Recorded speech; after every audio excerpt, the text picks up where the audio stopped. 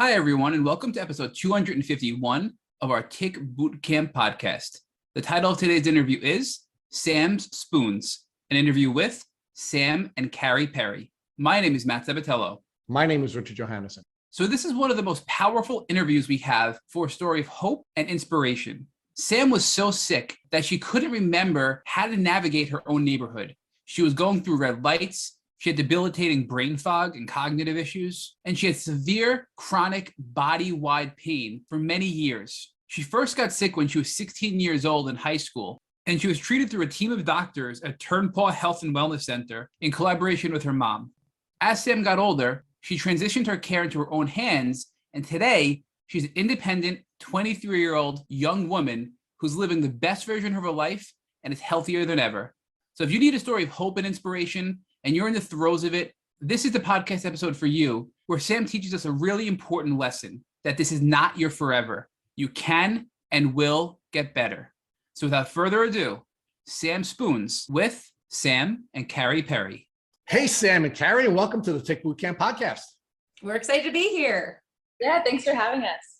We are really excited to have you guys as well. And I know folks know the two of you more as Sam Spoons, and we're going to talk about Sam Spoons when we get toward the end of the podcast. But Sam, why don't you start by sharing with us where you're calling in from?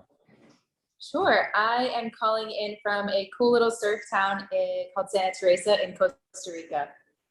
Cool. Well, we appreciate you calling in on your vacation. It's very kind of you to call in from Costa Rica. I don't think we ever had someone take the time out of a long, enjoyable time in Costa Rica and work with us. So, Carrie, where are you calling in from?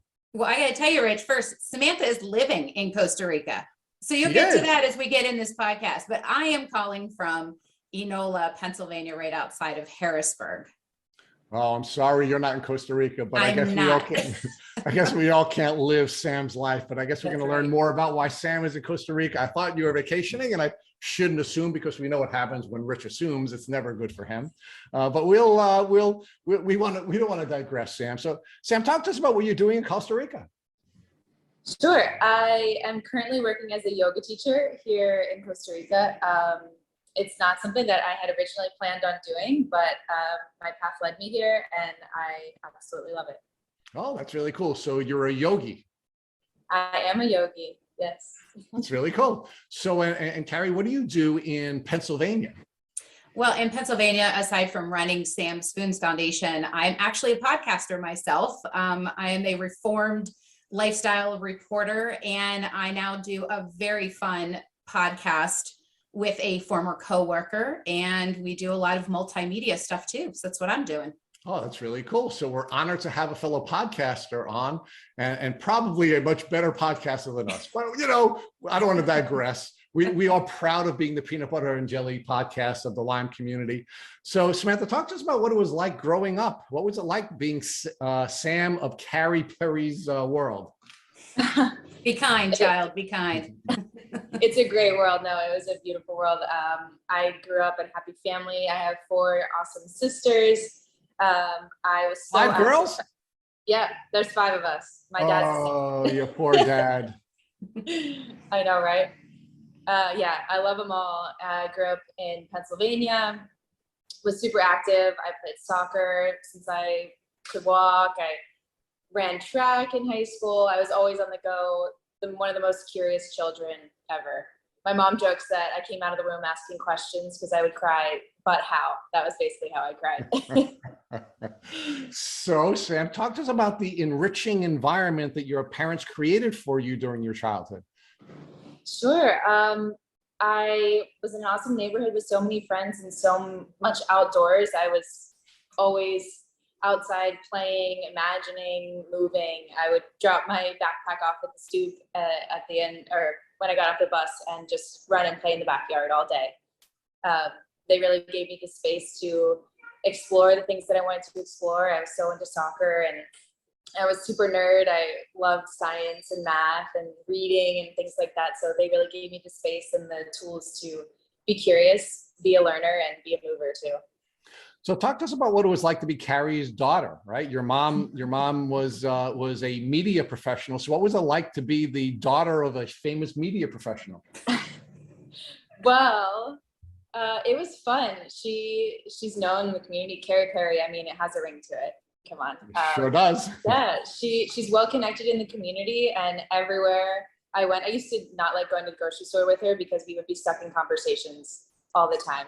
Now it's something I appreciate because I'm the same way, but growing up, it was like, oh, mom found another friend. Oh, another person knows mom.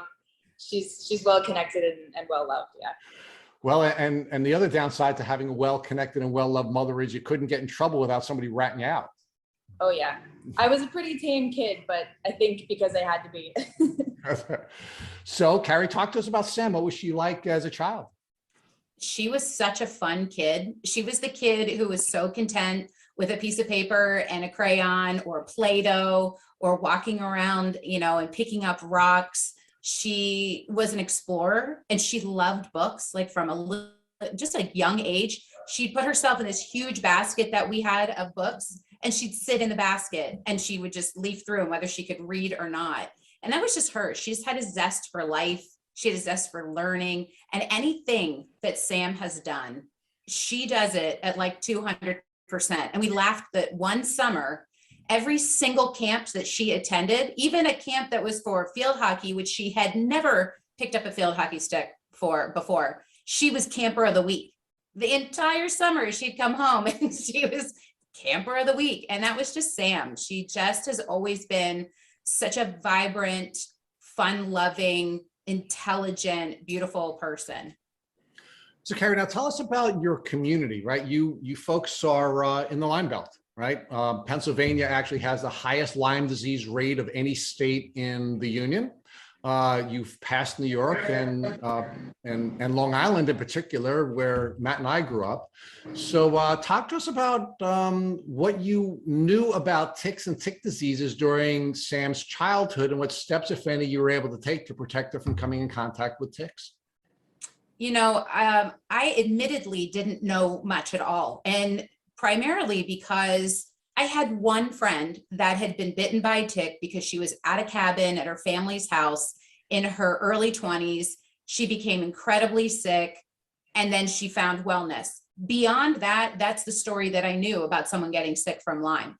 And so there wasn't this great fear of ticks. In fact, I grew up in a log home in a very wooded area, and it was nothing for my parents to pull a tick off of the dogs, pull a tick off of my brother, burn it, do whatever, and move on with life. Like, there was no sense of urgency if you got bitten by a tick. So cut to a few years ago when all this stuff happened around us, I was like, what is going on? And quite honestly, with all the symptoms and everything she had, it didn't even faze me that it could be Lyme disease. Was not even on my radar. I knew nothing. So you were aware of ticks because, as someone who had companion animals, you'd take the ticks off of the dogs at times. You had outdoorsy brothers who were probably rolling around in the woods, and sometimes ticks would be pulled out of their heads. But other than just being generally aware that there was this gross bug that might bite you, you really didn't have any awareness.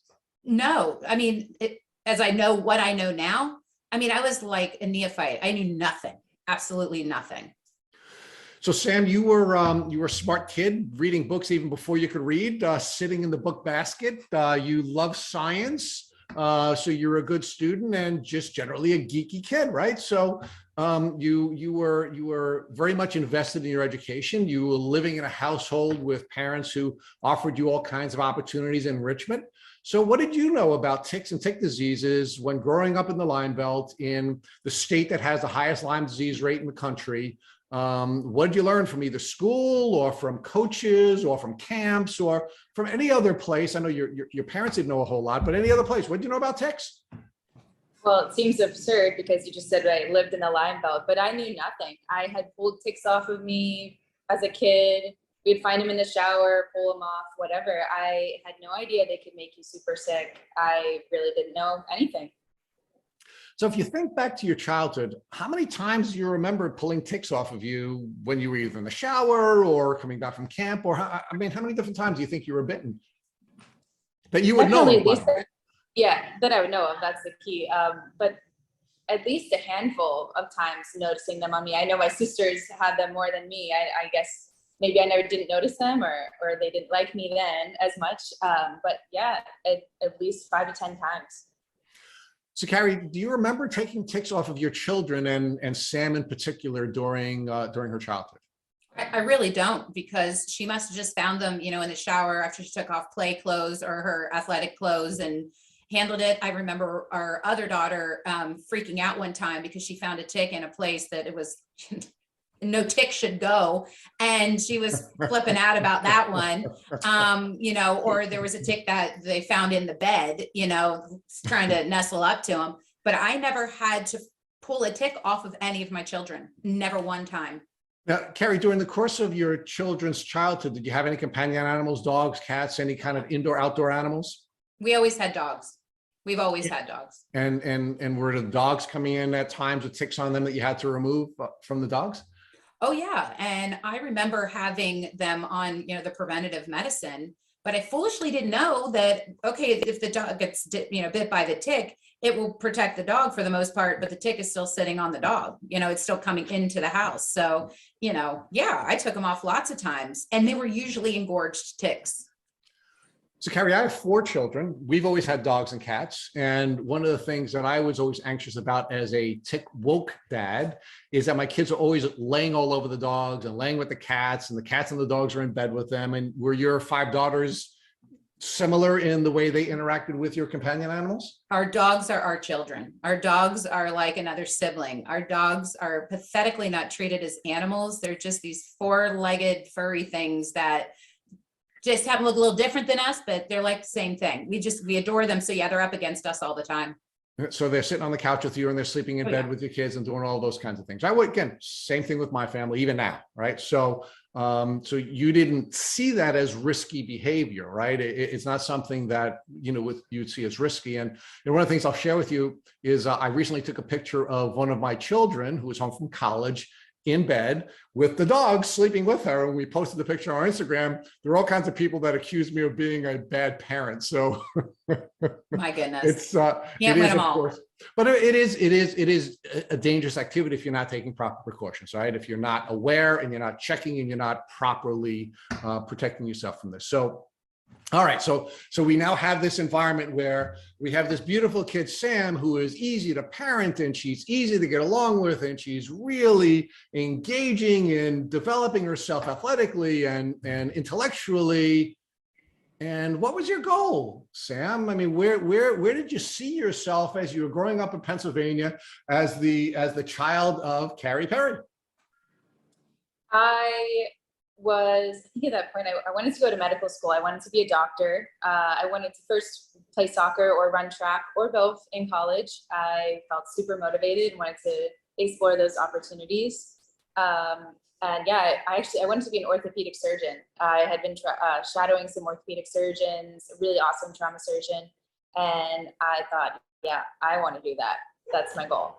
So you always had a heart for healing other people, right? You wanted to be a healer. Yeah, I did.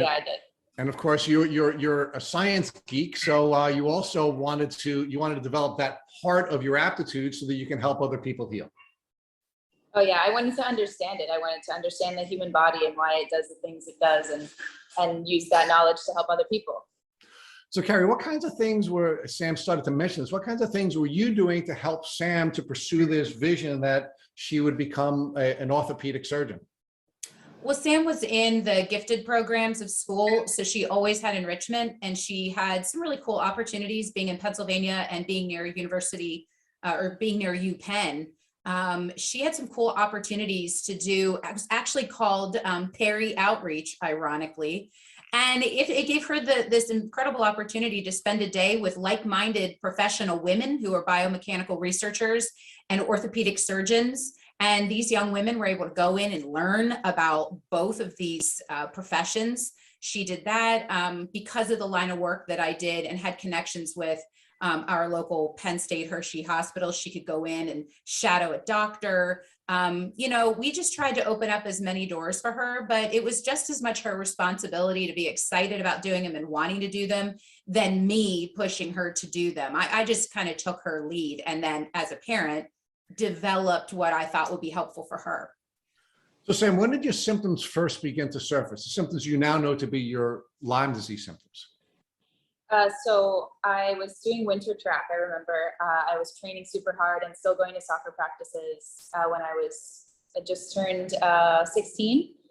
And well, I guess first I thought I had the flu for about a week. Didn't think anything of it, just took off school, came back, everything was fine, kind of. And slowly I thought I was overtraining. I was getting joint pain. I was, for the first time since I was of napping age, taking naps after school, which I never did. I had a problem sleeping. And for me to be sleeping more often, that was a red flag. So I just turned 16 and it went from training really hard to wondering why my body was starting to slow down at that age. So Sam, my vision of you as a 15, 16-year-old kid is you didn't have time for sleeping, right? You were going to become an orthopedic surgeon. You were an athlete. You were a person who was invested in her education. Sleep was not something you had time for, and now you're napping, right? So you had this really radical change in behavior, and it was not something you were comfortable with, right? Yeah, correct. There were no times for naps. Okay, or sleep at all, or maybe even eating, right? I mean, you're just a busy gal, right? You're a gal that's happening, and you're working towards your dream profession of working as a doctor, right? So, Carrie, talk to us about this. How did this illness get on your radar? How did you find out that Sam was first dealing with a flu and then maybe worse? Yeah, so the thing about Sam is she's very in tune to her body and she's very articulate. So she could explain what she was feeling and what was going on. And I took her seriously all the time because she always took very good care of herself. So the fact that she's coming to me noticing these deficits that are really abnormal, I distinctly remember her waking me up super early ahead of having to get up early to go to an indoor track meet. And she said, "Mom, I don't think I can do it." And I'm like, "What do you mean you can't do it?" She said, I can't. That's not a word Samantha used, I can't do something. And that was very shocking to me. And then shortly thereafter that, it was her having these weird bouts of like nausea. So I remember we're also avid skiers. She's a snowboarder now, and we've grown up going out, skiing and everything. So I remember we were heading out to our local ski resort, stopped to get a bite to eat. She's like, I can't even be in this area. Like I don't know what is going on. And so when she gets back to school, it's this combination of, I'm exhausted. It's 3:00. I don't feel well. I'm exhausted, and she's hasn't even been able to fuel her body that well. She can hardly stand to eat in the cafeteria. So all of this stuff was incredibly concerning to me. And so I thought, well, we're just going to go to our provider and we're going to get some blood work done. Let's just figure out what the heck is going on with her. And that was probably, I started to take her seriously pretty much right away. Okay. So what was Sam's health like prior to this? Was she a healthy kid? Was she a sickly kid? Was she, maybe not overly healthy, overly sickly, but somebody who had, regular contact with doctors? Yeah, she was always a very healthy kid. She always ate well. The only thing she consistently had was a sinus infection in the fall. I mean, she always seemed to get a sinus infection. When she was really little, she got chronic ear infections up until we almost had to put tubes in her ears, and then it just went away. But that was the only other thing. I mean, this is not a kid who was saddled with getting sick a lot. She was too active and outside and, hungry for food. And she just was never a kid who was down and out. So Sam, what was it like when you first went to a doctor after suffering these symptoms? Now my memories are not, I don't know if they're complete. It gets fuzzy because I lost some cognitive function, I guess, when I was sick, but I don't know if I really took myself that seriously when I went to doctors. I'd be like, yeah, I'm starting to feel this, but I don't know. And let's just get some blood work done. And so, I think we first went to my family doctor because a friend had suggested a Lyme test. We didn't do a Lyme test. No, we didn't do a Lyme test then. You just went to the family doctor, and we just were like, "What's up?" Oh, I remember now, actually. Yes. The first doctor, I think, was a well-meaning family doctor, but she was basically saying that I was overdoing myself. I was just doing too much, basically, is what I was told. So that kind of went in my brain. Oh, maybe that is it. Maybe it's basically my fault. Well, so Carrie, let's talk about that. So you bring your very active daughter in to see a doctor. Largely what you're concerned about is fatigue, right? She has fatigue symptoms for the first time in her very active life. And the doctor suggests that perhaps Sam is burning the candle at both ends, and that she needs to listen to her body and rest a little bit more. What was your reaction to that? Well, my reaction was, I was annoyed. Like, that's your answer? Like, are you kidding? I know of so many of my daughter's peers, the group that she hangs out with, highly motivated, athletic, intelligent kids. It's not happening to them. So let's not just say that everybody at this age can't handle it. That just was a real cop out to me, and it rubbed me the wrong way. And I should have known to get used to that phrase, because that is what we heard from that point on, like on repeat. But after that first initial doctor's visit, I had hope. We got blood work back, and what it showed positive high RA factor. However, there was nothing about Lyme on there, like zip, zero, nada, nothing. But I was like, what does high RA mean? And that began probably the very first question of, I don't know what these numbers are. What does this all mean? Okay, but Carrie, so when you say there was nothing about Lyme, was there nothing about Lyme because the Lyme test was not a part of the blood testing that was offered to you? Correct. Or there was nothing about Lyme because she tested negative on a traditional Lyme test? No, that first initial one didn't have anything about Lyme. I just didn't have anything about Lyme. So we just said, we just trusted them to do a blood panel. And that was just to see where she was. And then we went back a second time, which is when we got the results. And that's when, I said, well, okay, we're going to go to a specialist, which would have been a rheumatologist for these, high rheumatological numbers. And I said, well, hey, could you let's do a Western blot. Let's do a Lyme test. And the doctor said, well, when did she get a tick bite? I'm like, well, judging on her symptoms, it was probably like, I don't know, mid-November maybe. And the doctor looked at me and said, you don't get bitten by ticks then. It's not Lyme. And I said, can you just humor me and just do the test anyway? And they gave her a prescription for doxycycline for her to start, but specifically said, when this comes back negative, stop taking it. Okay, so let's pause there, Carrie, because I'm interested in unpacking this whole thing here. So you have a child who's suffering from fatigue. None of her other high-performing friends are suffering from these same symptoms despite engaging in the same level of activity.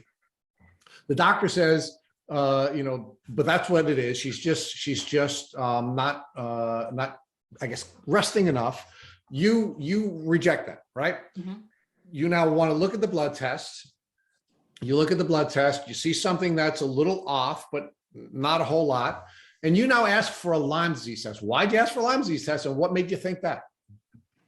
So a friend of ours, one of Samantha's good friends from high school, his mother, he was talking to his mom because they were just good friends. And, Sam's not doing so well right now, X, Y, and Z. And this mother said to him, you should tell her to do a Lyme test, because she had a friend who had Lyme and had been going through this litany of, doctor's tests, and eventually had Lyme. So the mom just put the bug in his ear. He said something to Sam, and I was like, well, why the heck not?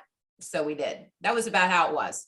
All right. So there was some bro science here where not a non-scientific or medical professional says, hey, sounds like Lyme. Why don't you take a Lyme test, right? Correct.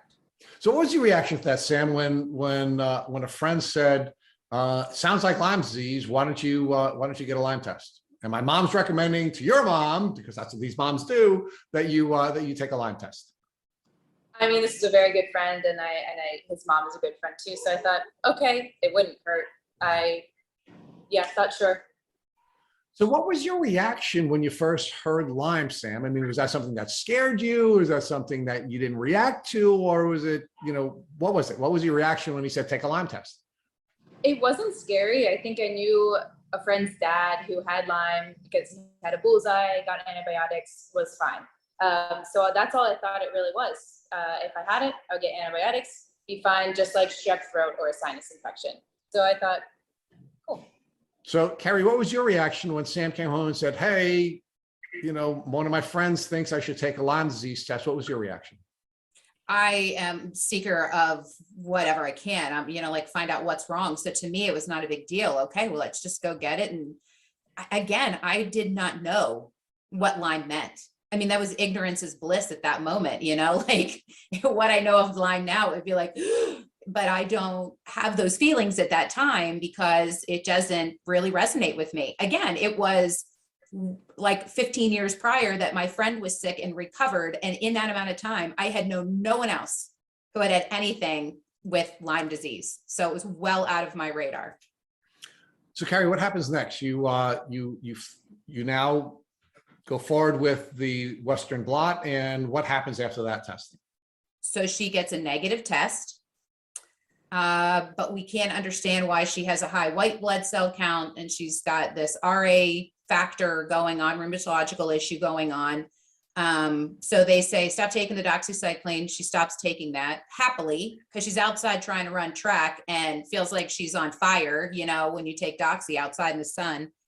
So we then get scheduled to go to our very first rheumatologist, and we go in and we spend a boatload of time. And leading up to that time, she journaled.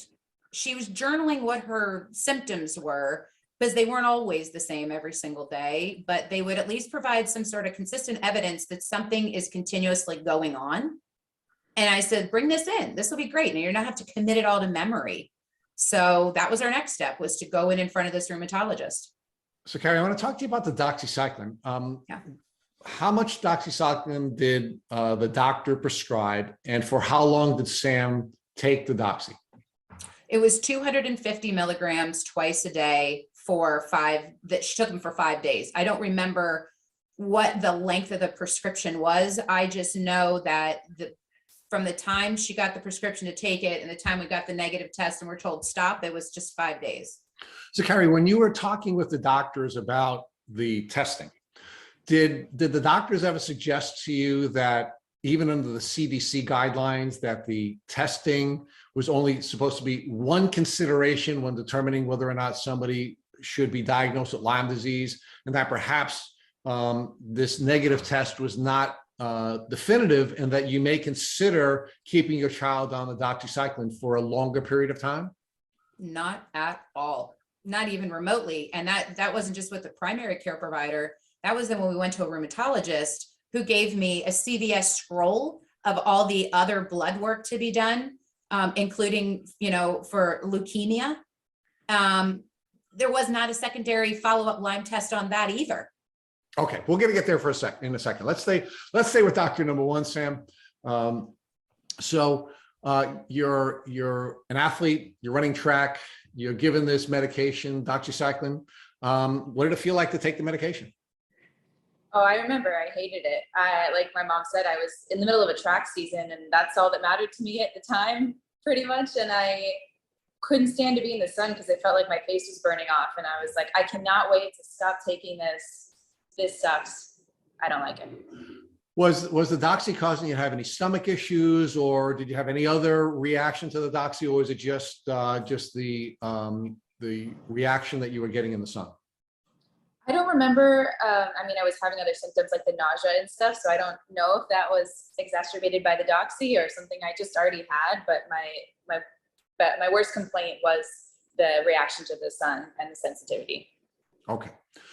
So Carrie, you now take your daughter from this primary care physician to another doctor. And actually, before we talk about secondary, in total, how many different doctors did you take Sam to before she was ultimately diagnosed with Lyme disease? Well, I will call her lucky in that it was 5. Okay. So let's talk about the next doctor. You go to a doctor to deal with the I guess you said a rheumatologist. How did you find the rheumatologist, and why did you select the particular doctor you did select to take your daughter? So our care provider said, you're going to have to go to a rheumatologist to figure out why you have high RA numbers, why you have a large, this number here. You must have inflammation in your joints, and that leads us to think you could have juvenile RA. There could be something going on. Do you have arthritis in your family? This, all this stuff. So we then went to this rheumatologist who had, you know, a checklist of all the different things to go over. And I think, Samantha, wasn't that like an hour and a half of like that whole appointment, or don't you remember? It could have been, I don't remember. It was really extraordinarily long, in my opinion, but it was like nothing. His face was buried in his notes, and he was just going off a checklist, and he was not looking at my child. He's not listening to my child at all. And I'm looking at him, and I'm seeing her just being like this, like she never really had to fight for being listened to by a doctor ever in her life. And she's just sort of sitting there like, what the heck? You know, it was just not even personal. So Carrie, one of the things that at least I've seen when I've gone to the doctor with my children is in many cases, they will downplay how they feel. It's almost like, you know, you have to be stoic and it's a part of our culture and we're not supposed to be whiny. Do you think Sam was giving the doctor all the information that a doctor would need to fully assess her when you went to the rheumatologist, or was she being this sort of tough, stoic, quiet kid who didn't want to seem whiny and give all the information that maybe the doctor would need? So when she was there, she was definitely more stoic and, you know, like a big, brave soldier, right? And maybe not as forthcoming. However, knowing that about her is why I had her have these notes, you know, when she's writing down how she's feeling, literally like, what do you feel like at 3 o'clock in the afternoon? Because that's when you feel really crappy and you have a 99-degree temperature for no reason. And, you know, like, so yes, she wasn't exhibiting this strong, I feel terrible, you really got to listen to me, because it's not the type of person she is, but she had evidence of this is what's been going on with me. So even if that's how she was acting, she was still providing the fact that she cared a whole heck of a lot that her body was not working the way it had been working. So Sam, talk to us about your journaling. How did you start journaling and why did you start journaling? I started journaling basically to have the evidence for a doctor, because I remember I got flustered going to the doctor, because then I would get it in my mind, especially from the first appointment, that I was overdoing myself. Is it just me? Do other people feel the same way? So I wrote down this tiny little notebook that had the date that I just would circle, and just random a couple little notes. If I had that 99-degree temperature in the middle of the day, that was weird. If I had extraordinary joint pain that day, and I would kind of give each day a score of how I felt. Just something simple. So I had that evidence. Well, so you decided to try to develop some evidence so you'd remember what was happening and you wanted to be able to provide that to your doctor. Yeah, exactly. So when you went to the rheumatologist, did you prepare a summary of all of these symptoms? Did you give it to your mom? I mean, how did we convey the information that you were developing in your notebook or your journal and get that information to the doctor? I think I just brought it. It wasn't anything super formal. It was kind of just in case for me, for if I felt like, oh, this isn't as bad as I've been thinking, like, oh no, it's right here in my hand. I can say on this week, I've been feeling like this. And I just kind of I had it there to go back to if I needed. So Carrie, how much of the information that Sam had developed before you met with the rheumatologist was given to the rheumatologist, and who gave it to, was it he, the rheumatologist? Yeah, it was a male doctor. You know, again, she had it in a notebook, and maybe the best thing he could have done was to say, well, let me make a copy of this, so I have some notes. But no, he didn't. He just kept his head down, did his checklist. And in my opinion, he really blew off and brushed off what she was saying, because he ended up repeating what a previous doctor had said. And that is, you know, listen, you're a very high active functioning girl. I think you really need to just relax. I think you're an overachiever and you just need to calm down. That's essentially what he said. So Carrie, what was your reaction to doctor number 2 saying the same thing about your child that doctor number 1 said? Well, I was disgusted. You know, A, I'm giving you my time. B, I'm giving you my money. And C, you have children, doc. Is this okay? Do you just you walk in and spend an hour and a half with someone who's supposed to help you with your child's health, and this is okay? This is what you come out of it? I was furious. I was really furious, to the point that when I saw all the blood work that was supposed to be done when I got her to the lab, and I saw that even though I asked him a few times to do the Lyme test, When I saw that he never even included it on the list of all the things, I was fuming, absolutely fuming. So Carrie, talk to us about the Lyme conversation you had with the rheumatologist. I explained to him that we had been, information had been shared with us about someone else who had had a misdiagnosis. They had very similar symptoms as Samantha. This person was an older adult, but the symptoms were still the same. And that I felt like it was out of place for Samantha to abruptly start feeling this way, and that it made sense. She loves to be outside. She was outside playing soccer all fall. She went on a hike with her teammates. There are definitely pieces of evidence that say, okay, what you do in your lifestyle and how active of you are indicate that you could absolutely have been bitten by a tick. So it's just frustrating to me that having a conversation with a professional like that, especially someone who listens to people who have joint pain, how it was just completely dismissed it was shocking to me. So Sam, where was your head at that time relative to Lyme disease? Were you starting to get the sense that you had Lyme disease and that this rheumatologist was not even considering that? Where were you on the Lyme page? I think I had actually kind of accepted that I thought I had rheumatoid arthritis for a while, juvenile rheumatoid arthritis for a while. I was like, well, that seems most probable because it came back in the blood work. That's what I talked to my track coaches about. And I was like, well, if the test came back negative, I guess I don't have it. And I was feeling a bit defeated. Like, I guess this is something I'm going to have to deal with, or maybe I do have to calm down and chill and not be so active. So it wasn't really on my personal radar at that point. Now, Carrie, when you were talking with the rheumatologist about your daughter's symptoms, and you were pushing the Lyme conversation, were you starting to feel in your gut that perhaps your daughter had Lyme disease? No. I think I was just more ticked off that this person would not even allow for just a test. I just wanted to turn over every single stone, and I was just not understanding why he wouldn't just give this test.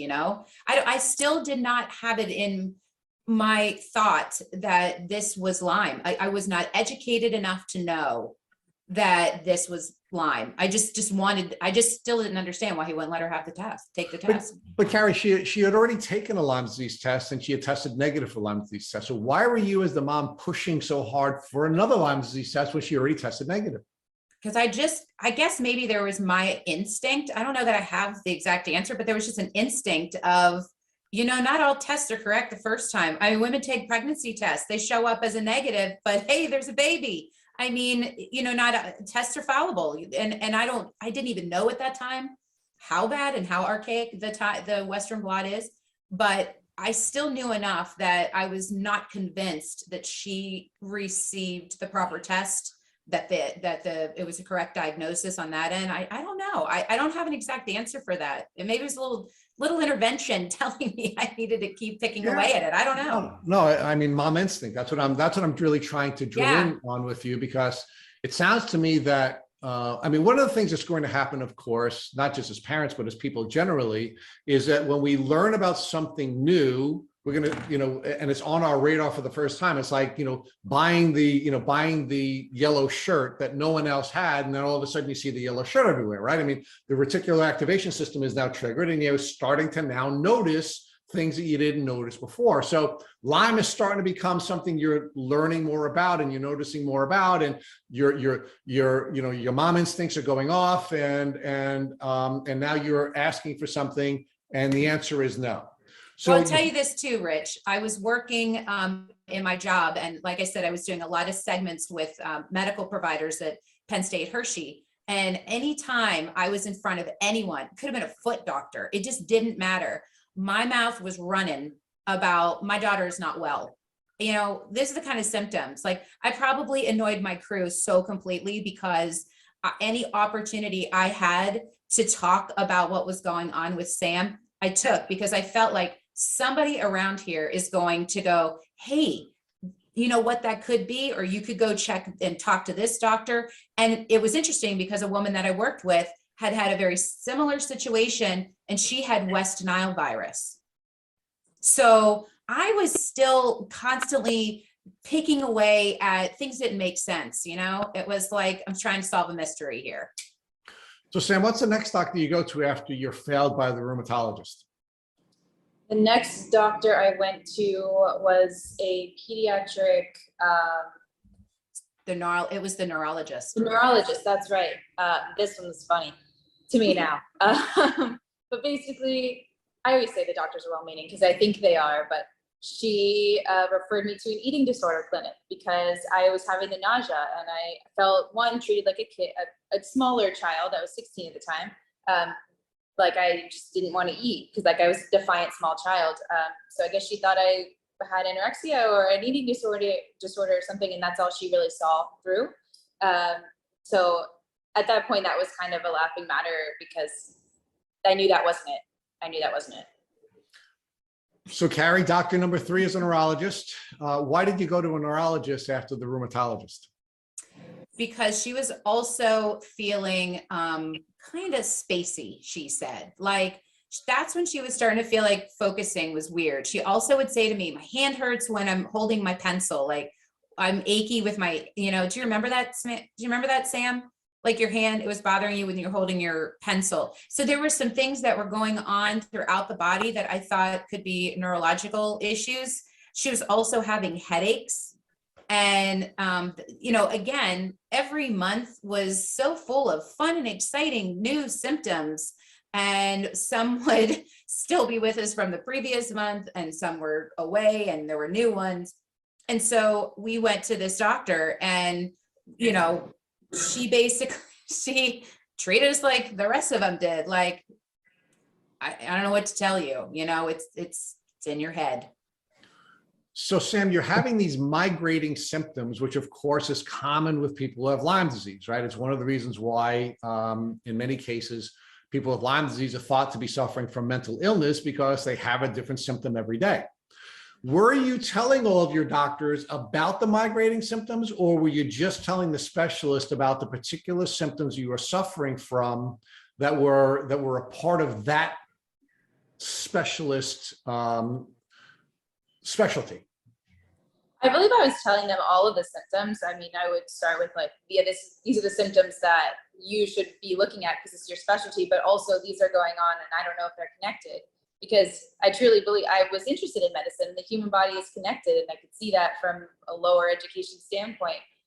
So I was forthcoming with, yeah, I have all these things. This is what I came to you for, but there's also this. So how can you help me, please?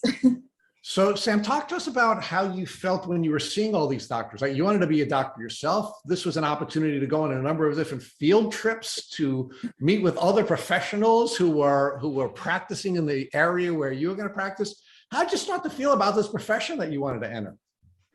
I had so much faith in doctors. I wanted to be one, and I thought they had all of the answers. I really did. I had so much faith. And honestly, at that time, I didn't want to think I was sick.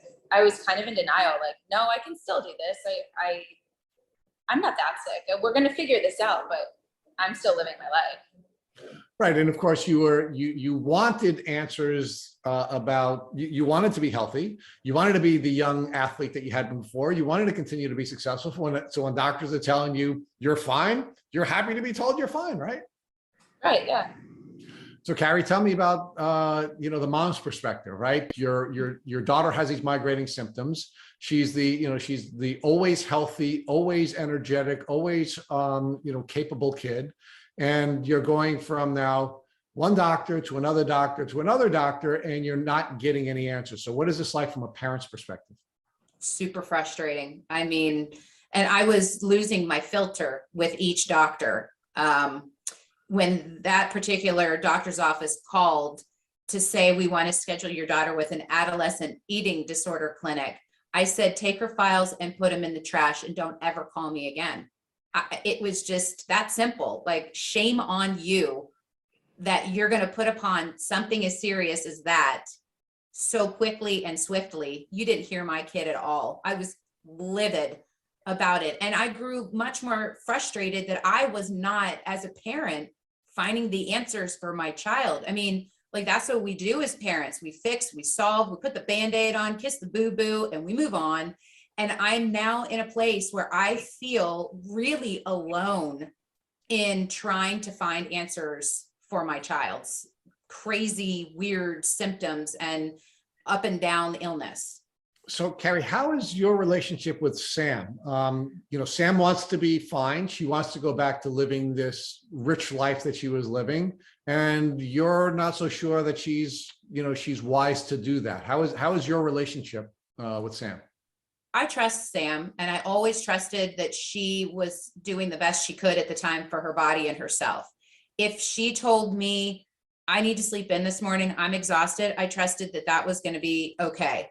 I trusted her when she was in mid-Penn track and she's like, I'm going to run, I'm going to do the hurdles and I'm going to do the triple jump and I'm going to do the long jump. And I just go, okay.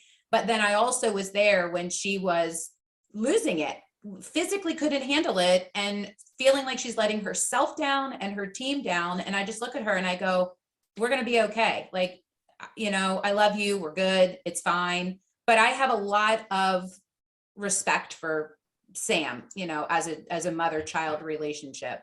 How are your other daughters reacting to you having to invest so much time and energy into Sam's health?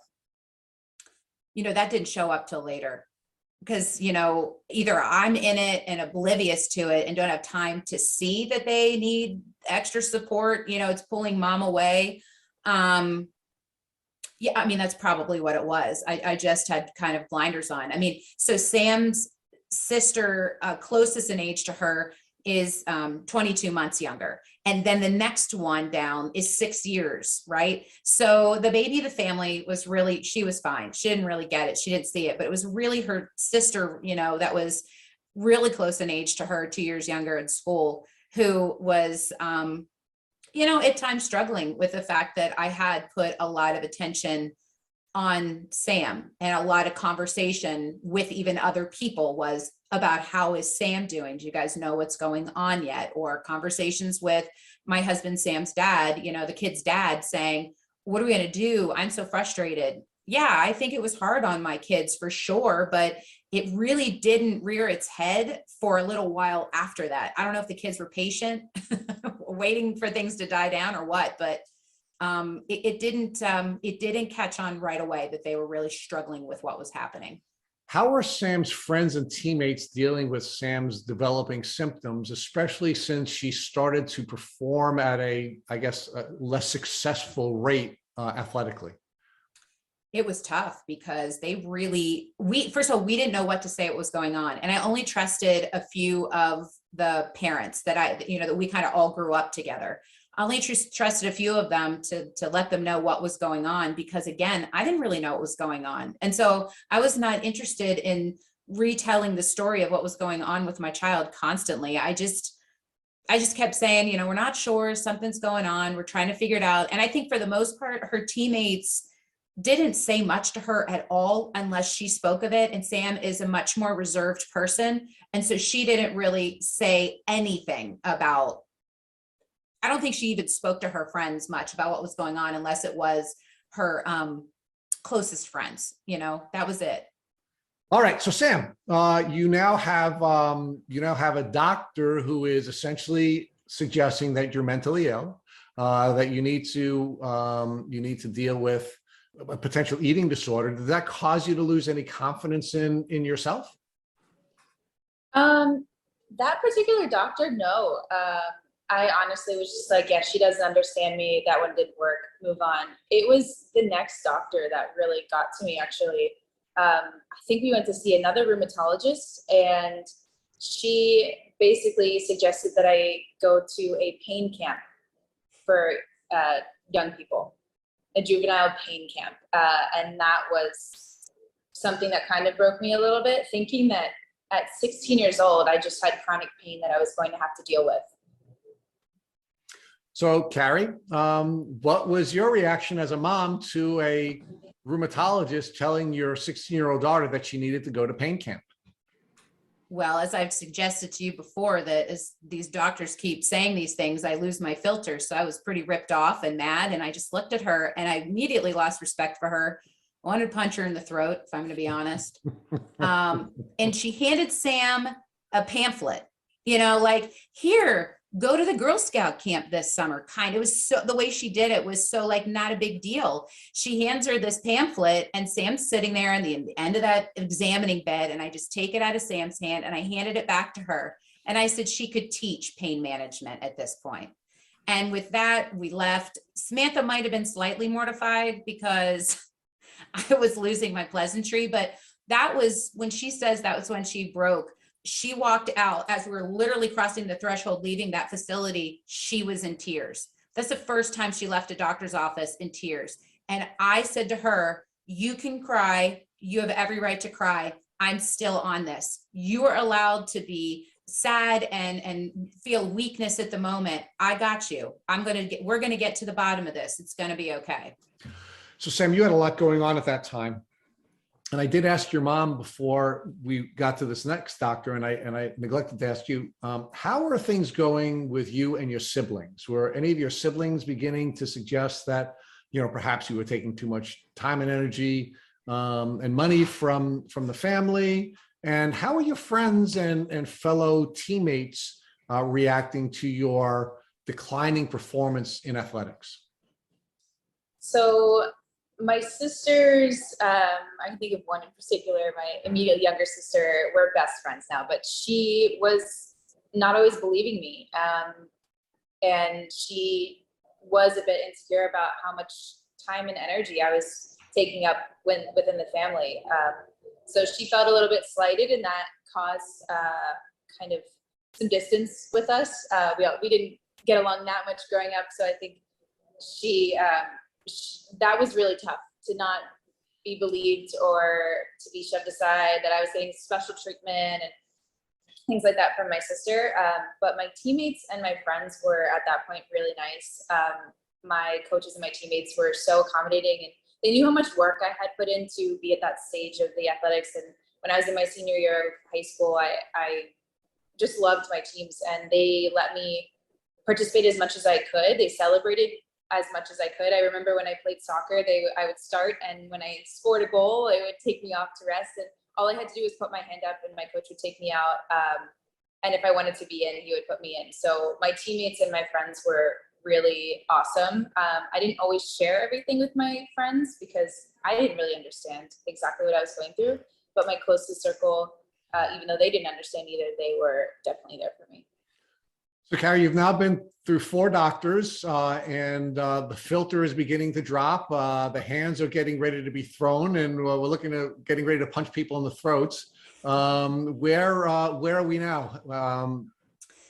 So now we have actually gone back to listen to the friend of hers. The mother once again says, my friend's doctor that helped her get her Lyme diagnosis was so-and-so. Call this friend. So I've now gone back to listen to that mom, and I've really paid attention now and said, what's a Lyme? She said, a Lyme doctor. And I'm like, what's a Lyme doctor? And she said, this is someone who really specializes in Lyme disease and people who've been, bitten by ticks. And so the one that I had called, but we never went to see because I was able to get into a different, closer doctor's office. The one that I called was wonderful and immediately sent this checklist for Sam to go over. I don't know, it was not at the time what we know of as the Horowitz checklist. It was not at the time. This is pre-Horowitz checklist. Pre-MSID. But just looking at the checklist was eye-opening because it literally had every single thing that Samantha had been experiencing. I then found out, talking to this woman's friend, get this, lived in my neighborhood about 5 houses away. I had no idea. I literally could walk to her house. And I said to her, where do you go? And she told me, again, this doctor, 7 minutes away from our home. Amazing, amazing practice. I called them, and we were really lucky to be able to get in to get some preliminarily, like other blood work, answer some questions.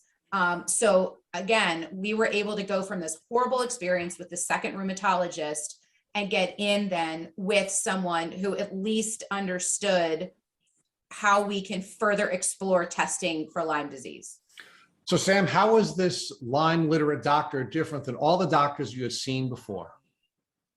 She was a specialist in a different way, not in a part of the body, but in a way a disease affects the body. And she knew so many other things. So she was so much more holistic and listened to all my symptoms. And she treated me as a whole organism, not as a body part. So Carrie, when you discovered that someone had chronic Lyme disease 5 houses away from you, and that there was a Lyme literate medical doctor 7 minutes away from you, how did that make you feel about Lyme disease and your community's failure to alert parents and children to the threats in your community? So understand, I still did not completely appreciate and understand the level of illness that Samantha had from this tick bite, right? So that question could be answered even later when I became more educated, with a couple doctor's visits. But let's say with this, Carrie, because look, if you're doors away from somebody who's chronically ill, and there's a doctor that specializes in this disease, even though you don't know a whole lot at that point, you have to think, wow, there's got to be something bad going on here in our community if we have a specialist and one of my neighbors has it. Oh yeah, absolutely. I was astounded because, for me, I like I said, I was constantly running my mouth about my kids not, feeling well and things aren't going on. So when I know information, when I now am armed with information, I'm squawk box. I'm going to tell you everything. And I thought, how do I not know these things? Like, how's this not disseminated information? I don't understand. And that practice that I drove past ad nauseum to take Samantha to soccer practice, literally across the street from soccer, when this girl was sick, I had no idea what functional and integrative medicine meant. And that is where the holy grail of getting well for my child existed. And I thought to myself, someone needs to alert people of these other types of providers. So yeah, I mean, I was very shocked that people so close to me, providers so close to me, and yet I still had zero awareness. So Carrie, before Matt takes you through the diagnostic journey, I want to ask you one more question. As a media professional who is responsible for educating her community, how is it that you folks in the media in a tick endemic community were not aware of this disease and were not performing your educational responsibility for your community? Well, that's a good question. And here's the thing, the moment that I knew what was going on with her and I could do so, I devoted a half-hour show, first ever half-hour show called TikTok, and it had never been done. And my colleagues did stories on Sam. They right after her diagnosis, and they were so thrilled to know what was going on, thinking that things were going to turn around super slick and fast. They immediately, came to our house and they interviewed her because they were like, wait a minute, what? Your kid? I mean, a kid who's shown up in the newspaper being on the front of, like scoring a goal. Your kid was this sick and you had no idea and you didn't get doctors to help. So because of who I was and the type of work I was doing, I immediately saw that hadn't been spoken about enough. And I immediately changed that. So yeah, I was like, why don't I know all of this? Yeah, and I think that's awesome. And I think it's a real blessing to, your community that someone with a voice and the platform that you had now wanted to inform the community of this threat. But I'm just surprised that the threat was not something that you all were aware of before. And part of this may be, having grown up in a tick endemic community myself, in the 70s and in the 80s, our local news media was constantly covering this. And one of the reasons why I was so tick aware, even during my childhood, is because my mother would read the local newspaper. She'd be alerted to these threats. And she was constantly conveying this information to the three of us, me, my brother, and my sister. And we actually had a janky tick kit in our house with Vaseline, tweezers, and matches, in part to take ticks off of our animals, which was almost a daily thing, but also to take ticks off of us. And we're talking about, I'm an old man. This is when I was younger than Sam. So it's weird to me that, at least the Long Island media was so aware of this problem, but, a 2-hour or 3-hour drive away, the folks in your media were not aware of this and were not conveying this education to the community. It was not on radar. And there was a young woman who had been extremely debilitated that I ended up finding out about. I mean, she lost her eyesight. She had to have her joints in her elbows and her knees and her wrists, like all over, replaced. She's Sam's age. She's maybe 2 years older than Sam. And this is when she was like in middle school and on. She wasn't even present. Like they didn't even talk about what was going on with her a lot. There was no awareness building. Absolutely nothing. It just didn't. We do have a wonderful organization called PA Lyme, and they do now they do this tick aware educational component, and they do a lot of stuff legislatively, and they have these small support groups. But even so, I was never even alerted of this group. I was never even told about this group. I had no idea it existed. So Sam, I want to focus a little bit more on your diagnosis and the short time before that, because for perspective here for our listeners, you were just turning 16 when you got sick, and you were almost 17 when you got diagnosed. And you went through about 5 or 6 doctors before you got your diagnosis, but your health declined pretty quickly, right? You were told it's in your head. You were told it's rheumatoid, it's RA. You were told you need to go to a chronic pain camp.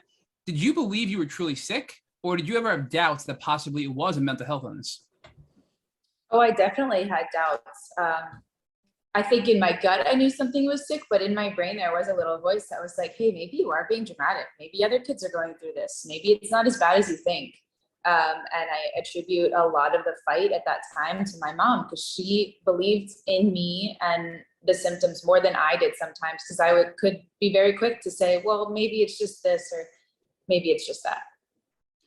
And Sam, again, the symptoms that you had were pretty diverse, and they weren't related to one particular specialty, as Rich noted. I mean, you had chronic pain, you had arthritis, you had fatigue, you had neurological symptoms, you felt spacey, you felt confused, you felt like you had a difficulty processing information. So they were all over the charts. Do you think that contributed to your potential doubt that it was a real physical illness because it was all over the place with your symptoms? Yeah, for sure. And they would change every day. So it felt like I was being gaslit by my own body. Like I would believe my body that it was feeling terrible. I would have terrible joint pain and swelling, and then the next day it wouldn't hurt as much and the swelling would go away. So it was weird. And Sam, was there anything that you did during this 1-year window before your diagnosis that helped you, even though you didn't know what was going on and what the root cause was? I can't really think of a specific thing other than trying to live. I don't know if it helped me, because I maybe pushed myself too hard, but staying active kind of in retrospect, I think that did help a bit. It might have hurt and it might have helped to keep my body moving at some point. That's the only thing I could think of. And was part of the reason that you were journaling, do you think, looking back, because you wanted to validate that you were physically sick in your own mind? Because it's rare to hear somebody journaling their symptoms so early on. And I think it was great that you did. And it's an important part of the healing journey to document what's going on so you can make informed decisions in your diagnosis journey. But why did you do that? Because most people don't. Do you think it was for your own mental health to say, I am really sick, and to overcome those doubts that you were having? That is actually something that really definitely helps now that I think of it. But I don't know, because it wasn't really something that I felt super strongly about. It just felt like, I think my mom suggested it probably. It was half for the evidence for the doctors to say, hey, this is what's going on. So I didn't really have the option to retreat into myself and be like, well, maybe it's not that bad. But it did validate myself mentally. Like, yeah, I have this log of illness and it's real. So I'm going to pivot over to your mom now, Sam, and ask Carrie, did you ever doubt? I mean, I know you were the rock, and I know to Sam, you were 100% on board. This is real. We're going to figure it out. But in the back of your mind, Carrie, did you ever doubt that your daughter was really sick? Oh, I never doubted her. There was not a moment, not a moment ever that I doubted her. I knew her so well, and she had no reason to feign illness. That wasn't her personality. You know, times get tough. She's the kind of kid that digs in deeper, harder, more challenged, bring it on. So no, it was absolutely not. And Sam pushed through so much. I watched her push through so much, physically watching her trying to run to get a ball and watching her feet stop moving in the way that they used to. Like, I knew that everything that was going on with her was absolutely happening to her body. And if anything, I'm the one that kept all those symptoms alive, and she's the one that would deaden them just to help her get through. Does that make sense? It does. No, it absolutely does. You almost explained them away. And I think Sam, you said it earlier, you didn't want to believe you were sick because you were so young. And I think that's what you're saying, Carrie. Your daughter didn't want to believe she was sick, but you had to keep them alive to get a diagnosis. Otherwise, this 1-year journey could have been decades, I think is what you're saying, Carrie. Yeah. We did not have time for her to be going downhill as rapidly as she was. And it was rapid. And I mean, I couldn't believe it. Like, it was terrifying as a parent. So let's talk about this 5th doctor who it was 7 minutes away and you drove past every single day. Are you comfortable sharing this doctor's name for our listeners? Yeah, so we started at Turnpal Health and Wellness. Amazing practice. And the first provider that Samantha saw was a DO named Dr. Regina Smith. So Sam, when you went to Dr. Regina Smith and now Lyme was back on the table, did you start to realize, wow, maybe I am really sick and maybe this is real and maybe all those other doctors were just not properly equipped to help me? Yeah, I did. And I think the most impressionable thing was leaving that first appointment with, a list of blood work and avenues, but her being so transparent in maybe we don't know exactly what's going on. We'll try to find the answer, but no matter what, I want to get you well. And that was the first time that I had really heard that from a doctor, to be like, not just throw a blank diagnosis or just suck it up, feel better thing. It was like, no, we're going to get you better. And Carrie, did you walk away again? And I loved your analogy earlier with Rich, that you walked away with your horrible rheumatologist with a CVS scroll of blood work, because I think we're going to relate to going to CVS and getting our receipt and having it being like 40 miles long with all these coupons and codes on them. So did you walk away, Carrie, again with a whole slew of tests for Sam to get when you saw Dr. Regina Smith at the Turnpal Health Clinic? She actually said we should go through IGeneX. That was where, they were pushing TBI folks. That's where they were pushing it. And she explained what it was. She explained, the levels of diagnostics that you could get from that. This is what the cost level is for this, that, and the other. And, we just said, we're going to do all of it. So I think they had to order the test in. And then we were going to go to the phlebotomist to get all of these 18 vials or whatever the heck it was, pulled to be able to send it off to IGeneX. Carrie, was it just Lyme you were testing for, or was it also looking for co-infections as well through the IGeneX testing? She mentioned co-infections, and I was like, say what? What are those? That was my first introduction to co-infections. And ironically, at the time, between IGeneX not kind of being there yet and Sam not really presenting the babesia that she later was diagnosed with, we actually didn't come back with a result of any other testing that was just Lyme. And it was 2 strains of Lyme. So that's really interesting about the 2 strains of Lyme, because we've been talking a lot about this. We recently interviewed actually Studi, who is from IGeneX, and she talked to us about the different strains of Lyme and how we can have a European strain versus an American strain, and there's different subspecies and things like that. So when you learned that your daughter had 2 strains of Lyme, did the clinic explain to you what that meant and how that possibly happened?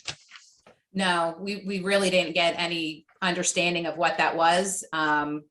I still don't know to this day. I'm not sure. I just know that she had 2 strains of Lyme. So Sam, talk to us about now this first appointment. So it sounds like obviously your mom explained to us that you had IGeneX testing, it came back, you had 2 strains of Lyme. Were you walking away with any treatment in mind, or were you waiting for the results before developing a treatment plan with your new doctor? I'm pretty sure we were waiting the results first. Yeah. And when you got the results, Sam, was it just the Lyme, the 2 strains of Lyme, or did you know at this point that you had babesia as well? At that point, it was just the 2 strains of Lyme. And what was the first course of action? So now you realize I have Lyme disease and I need to treat it. And you're with somebody who thankfully specializes and understands how severe Lyme and tick-borne illness can be. What was the first treatment protocol you walked away with after that diagnosis? The first treatment protocol was antibiotics. I believe it was a mix of 2 antibiotics at that point. And I thought, this is amazing. What a sigh of relief. I'm going to take these antibiotics and I will be good as new as soon as possible. So you felt validated, number one, that you had a real illness, and hopefully did all of your doubts leave at this point, Sam? Did you now know definitively that you had a real physical root cause to your symptoms? Yeah. My doubts disappeared and I was like, it was almost like tunnel vision. Like, this is what I have. Finally a diagnosis. I'm so relieved. This is what we're going to do. Awesome. And did Dr. Regina Smith warn you that treatment may not be so easy, especially considering you had it for almost a year and you declined so quickly and were so sick at this point? I don't remember her really explaining that. I don't think she was like, these antibiotics are the holy grail. If you take them, you'll get better. But it was definitely the first course of action and there was a lot of hope. So now these 2 antibiotics, do you recall, Sam, what they were? Or if you don't, Carrie, do you recall what those 2 antibiotics were? I want to say it was doxycycline and maybe Ceftin. I feel like amoxicillin was early on, no? Well, you would go in, I think it was like every 6 weeks, and we would sort of reassess depending upon level of symptoms. I was just looking behind me. I know I had my my full condensed folder, but I will say that what I thought was really interesting was how she described you need multi-level antibiotics, and described that it's not just what's going to pick up the spirochete in the bloodstream, but it's intracellular and, a biofilm busting.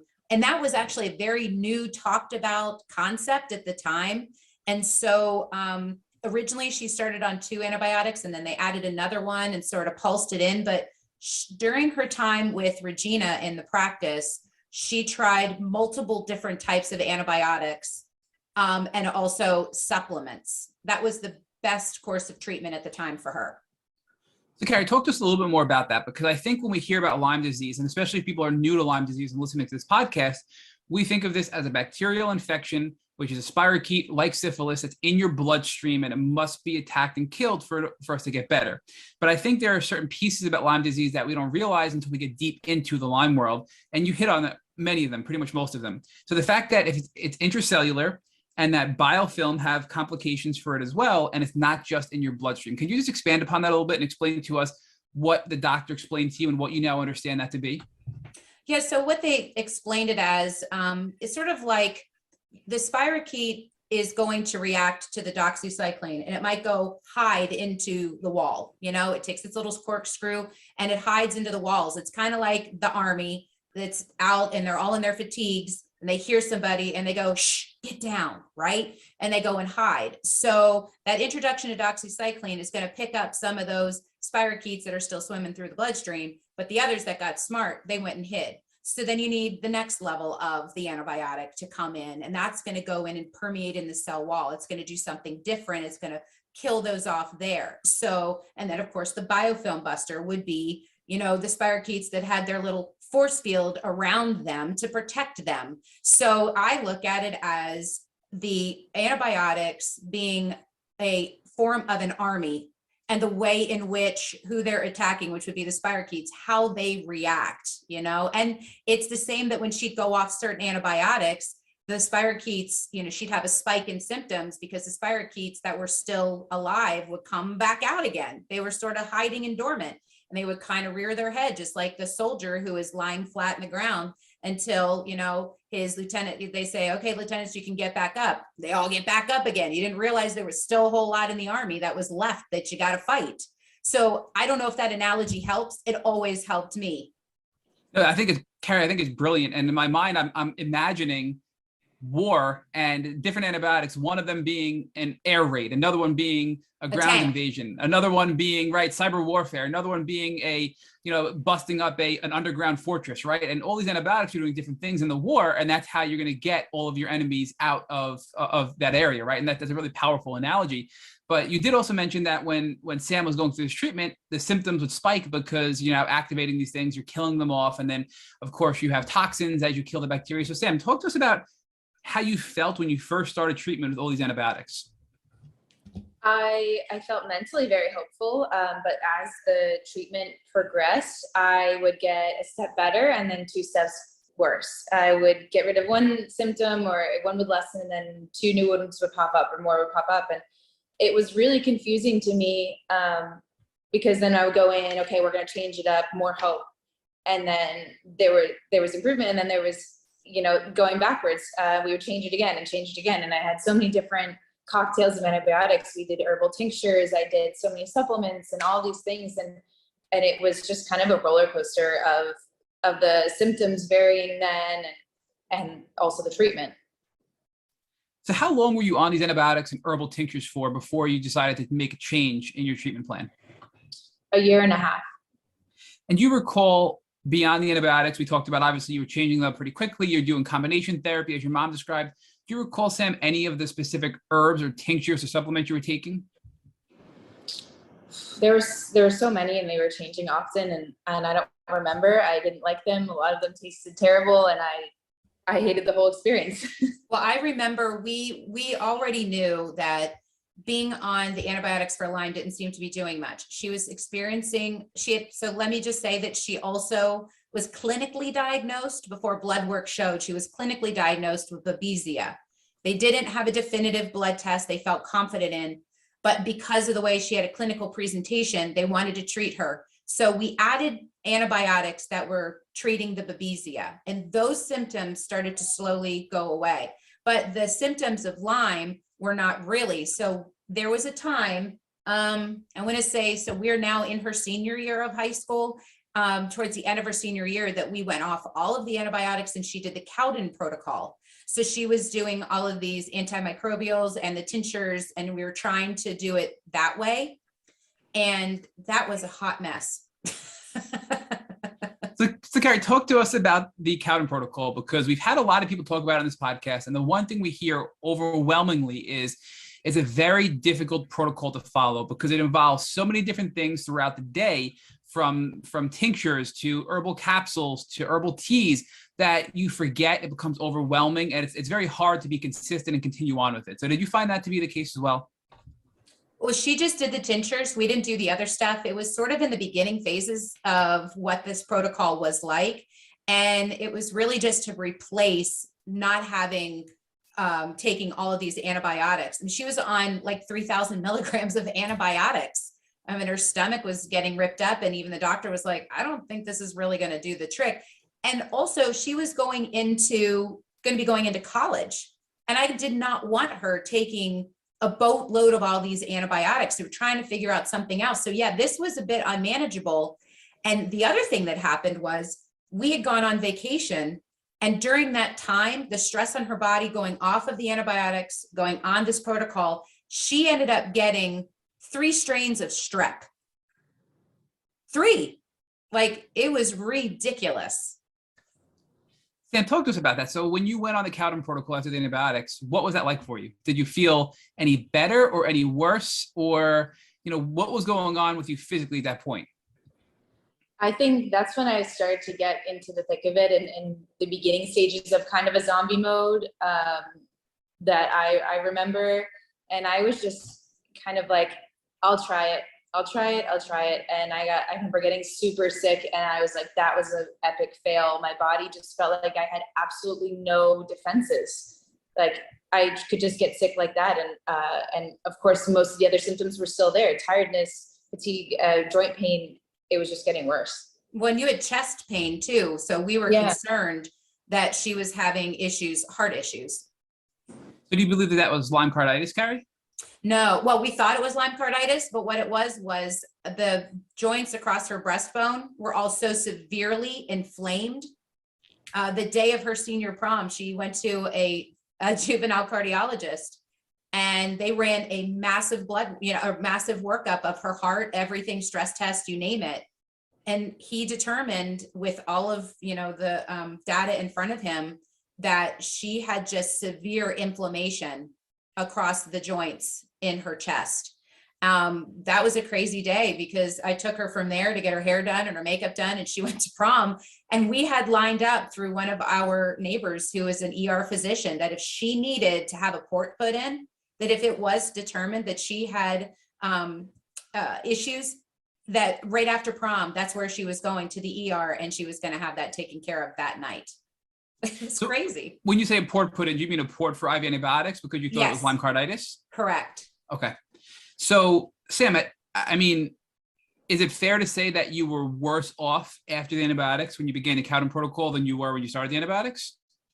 Yeah, it is fair to say that. And even at the end of the year and a half of antibiotics, I went off them for a reason, and I was worse off than when I started. Yeah. So do you think the Cowden protocol wasn't a success because you were just so compromised and weak, or do you think it actually made your body even weaker from being on the Cowden protocol and using all these antimicrobial herbs and your body couldn't handle it? I think it was a lot of variables, but mostly just my body just wasn't responding to it. I don't think it was the Cowden protocol. I just think we hadn't found a way to support my body's natural fighting system. We were kind of killing everything. There was so much warfare and not as much nurturing. So no support, no detox support, no mitochondria support, no lymphatic massages, nothing, no liver support, right? Nothing like that was being expressed to you to do. Not Some, yet, but not enough. Yeah. Okay. So you think you were just killing the Lyme bacteria, probably other opportunistic viruses, bacteria, pathogens, parasites, you name it, right? And all that die-off is creating an extremely toxic environment, which was resulting in inflammation, as your mom described, was the root cause of all of your chest pain because of inflammation in your around your breastbone, basically. Yeah. So how long were you in the Cowden protocol for before you realized that wasn't working as well? I think it was maybe 2 months. Yeah. So, I mean, at this point, walk us through your emotions, Sam, because you were on antibiotics for about 1.5 years and you were worse. You're about to go into college. You're now doing something natural because you realize you can't sustain antibiotics for life. And now the natural stuff isn't working. I mean, where are you at emotionally? Now you're treating with a Lyme specialist and you're not getting better, you're getting worse. I mean, that had to be very difficult. And I think many of us listening have been there and we feel like, you know what? There's no hope. We can't get better. Were you at that point in your journey at this time? Yeah, I mean, after the Cowden protocol, I actually went back on the antibiotics. And then at that point, I had just finished my first semester of college, and I had a handicap pass because I could no longer walk to classes. I was like taking breaks, collapsing. I was missing classes, and I couldn't think straight. I was not the student I was before. And I came home for that winter break, and I was sleeping like at least 16 hours a day. I was a full shell zombie of a human. And that's when I was really desperate to do something. And there was no longer any will to fight past it, to pretend like I wasn't sick. Because that's what I had been doing. I had been, taking the treatment seriously, but I mentally was like, I'm not that sick. I'm going to get past this, pushing it aside. And at that point, that winter break, I took it seriously finally and decided to not go back to college. Then give us an idea of how severe your symptoms were and what those new symptoms were that you were experiencing, because you said you had to get a handicap pass, walking was difficult, school was difficult, so clearly you were neurologically and cognitively impaired. If you can, just give us some detail about what your symptoms were and how bad they were, because a lot of people, I think, sometimes when listen to this podcast, feel like that maybe our guests don't relate when they really can. So I know it may be hard and difficult, but if you could just share those for us, please.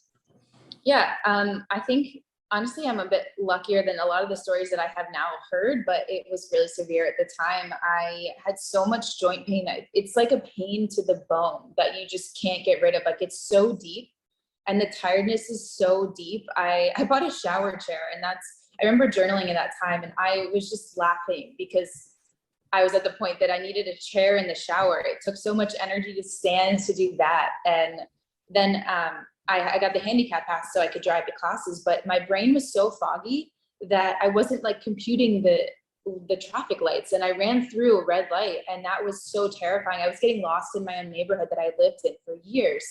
And that was when it was really scary that I was losing the mental sharpness. I was 18 years old at that point. That's not how I should experience life. So I was really just a shell of pain and confusion, and along with all the other random symptoms. Well, Sam, that is really bad. I know we all sometimes say we're lucky, but I mean, that was a really horrible time in your life. I mean, you're 18 years old, you're getting lost in the neighborhood you grew up in, you're running red lights. I mean, you're in chronic pain and you've lost all hope, right? So I think that's the position you're in right now. And I don't mean to stress that to make you feel bad. I want to stress that because you're better now and you're amazing now. So I want to set the stage for what Rich is going to get to shortly, which is your healing and your transformation, which is so beautiful. So I want people to know that are listening, there is hope. I mean, you literally were running red lights. You couldn't process red and green. You couldn't process a neighborhood you grew up in your entire life, and you had lost all hope, right? So people listening, please do not give up. There is hope. So Sam, talk to us about, because you said something that really stuck out for me as well. You know, we've been studying a lot about mindset at Tick Bootcamp, Rich and I, and you mentioned when you had to use a shower chair that when you were journaling about it, you laughed, which I found very surprising because most people, when they have to use a shower chair, would probably cry or probably get stuck in their bed and be in a depression, which frankly, I would have done, right? So what made you laugh about it and find humor rather than depression and tears and just being bedbound and giving up on life? Well, there was a lot of depression and tears. Don't get me wrong. That was definitely a strong part of it, but there was just this little cloud of like, seriously, it's comical how absurd it was that I was 18 years old using a shower chair. And that's what made me just laugh. Like there was nothing else I could think of it. It had passed the deep sadness into the humor of like, wow, this is where I'm at. Yeah. And it also created a bottom. I think that was a bottom for me to go up. And I was really hopeful that was my rock bottom. And it was. So Carrie, talk to us about this as well. Now your daughter's home from college. She's at her worst. I mean, cognitively, she's really declined significantly, as Sam just described. She's using a shower chair, right? She's that sick. How did this make you feel? And I'm sure knowing you, Carrie, it motivated you even more to say, you know what? We're not giving up. I'm going to find another solution. And there's an answer out there. Well, when she ordered the shower chair, it came up on my Amazon account. And I was like, who hacked my account? And I said, oh my gosh, somebody hacked my account and ordered a shower chair. And she goes, I ordered the shower chair. So I actually didn't believe that it happened. So we are now, we're still in the same practice, but I'm looking at our doctor and I'm like, I think we need some more help. One of the other things that was going on with Sam is she had a pocket of fluid at the base of the small of her back. Like you could take your hand and kind of put your hand around the fluid. And she was aching so bad in her hips and her joints. So within that practice is a group of phenomenal chiropractors. And so I said to this doctor, hey, if you don't mind, the next visit, we're going to move over. I'm taking her off all these antibiotics. Okay, this is not working. I want to move her over and I want to have her start getting adjusted. I can't understand why she has these pockets of fluid everywhere. And maybe this is going to start help breaking some stuff up a bit with her body. And so we moved over to this other doctor. We had resigned ourselves to the fact that she was not going to go back to Penn State that semester in terms of in-school, in-person class. She was going to do World Campus. So knowing that we took that off the table, now we could hyper-focus, moving to this other chiropractor, thinking we were just going to do adjustments and figure out another game plan, was actually the most cathartic move because, again, he not only listened to us, but he said, I know Dr. Regina has done the best that she can do, but if you don't mind, let me take a stab at this. And he brought in Chris Turnpaugh, who is the founder of the practice, who is an amazing, brilliant person. And these two just created a game plan and looked at Sam, and she'll explain this, and said, this is what we're going to do. Are you game? She's like, I'm game. Carrie, I do want to stop you though, because I cannot but wonder, you were treating with, I believe it was Dr. Regina Smith at this same clinic, right? There's a lot of doctors there. Yeah. And it sounds like this was going on for almost 2 years now, and you were getting worse and worse and worse. Why do you think that Dr. Smith didn't refer you to Dr. Turnpaw sooner? Because she wasn't having success, right? We all have our limitations. And, would you think it was her pride? Do you think it was her ego? Because frankly, I feel like she should have done that sooner, because we've heard Dr. Turnpaw is an amazing Lyme specialist who's helped many people get their lives back. So I don't want to be critical of her, but, what do you think that was all about? I don't know. And looking back on it, I know that Dr. Regina Smith at the time did the best that she had with the information that she had. And she will also say, I'm so sorry. I should have released you sooner. I should have, taken your file across the aisle and said, Chris, take a look at this, and they were apologetic because they felt like, well, maybe they didn't communicate enough, that is something that we can do in our practice when your patient is really stuck. So it's kind of interesting that Samantha, as the patient, moving within that practice, actually created a little more of a conversation about how they can collectively, like-mindedly work on a patient and not let someone fall through the cracks. So we still have great respect for Regina, and I know she did the best she could at the time, but we are incredibly grateful to how unbelievable Dr. Shannon Smith and Dr. Chris Turnpaw were when they got a hold of Sam. And did you want to say something? I looked at you raising your hand. Yeah, I think there's a lot of insight in the hindsight as well, because when I was going through that with Dr. Regina Smith, like I said, I was getting better and then worse and better and then worse. So I think also me as a patient, I was focusing a lot on the better and kind of then throwing in, well, this is getting worse. And then looking back, seeing how much worse I had actually gotten. But at that time, I remember thinking like, well, I think I am getting better, right? I'm getting better. So it didn't feel like I needed a cathartic move. So as the patient, I take some of that responsibility as well. But why do you think that is, Sam, right? Because I think making a decision to move on from a doctor or a treatment or a protocol is an important thing to talk about, but it's a really hard topic, right? When is the right time to say, I'm making a change? And we've had many people tell us that they think they've made changes too soon and too late. So do you think that you possibly treated Dr. Regina too long because you wanted to believe you were getting better and you weren't, because of psychological factors, like you didn't want to believe that you were declining, so you kind of convince yourself again, like you did earlier on, like I'm getting better, even though it wasn't true, right? I mean, like, what are your thoughts on that? Yeah, I think that was really it for me, at least. I thought it was really mind over matter to a harmful extent, that I just wanted to believe so bad that I was getting better, and I wanted to leave this disease behind, and I had the diagnosis, I had the treatment plan, so I was getting better, right? That's really what I was trying to believe. And I think you're right. I mean, in growing up, I think all of us can relate to the fact that when you finally have a diagnosis of something, you get medicine and you get better. So in your mind, you were getting the proper treatment now, so you should be getting better. And you never question, should I be trying a different doctor, which is sort of unique in the Lyme world, where you have to pivot to different doctors to get better in many cases, right? So that's not the norm. And it takes some of us longer to get there. And for me, it took far longer than you, Sam. Yours was pretty short. You and your mom are really smart and you did that pretty quickly. For me, it took probably 10 times what it took you to do that. So I think that's an important lesson for our listeners, to just be more in tune with their bodies and not believe the lies that their psyche is telling them that they're getting better if they're not. If you're still sick, you need to speak up and make a change if you're not getting better after so long. And look, you were declining, you said, right? So you told me earlier you were getting worse, but yet you convinced yourself you were getting better, right? Yeah. And I mean, looking back, I would say take the leap, because you could always go back to that doctor. In most circumstances, I believe, but why not try the other thing? I do wish I would have taken the leap a bit sooner. But I have to say, when you're in the moment and you're the sick one, it's very hard. It's exhausting. You're in the doctor's office. Yeah. So like I took the onus on all of those things. I was the momager, right? And I was running the show. And I do believe that anyone who is sick with a type of illness, of a tick-borne illness that is so convoluted, you have to have a support system.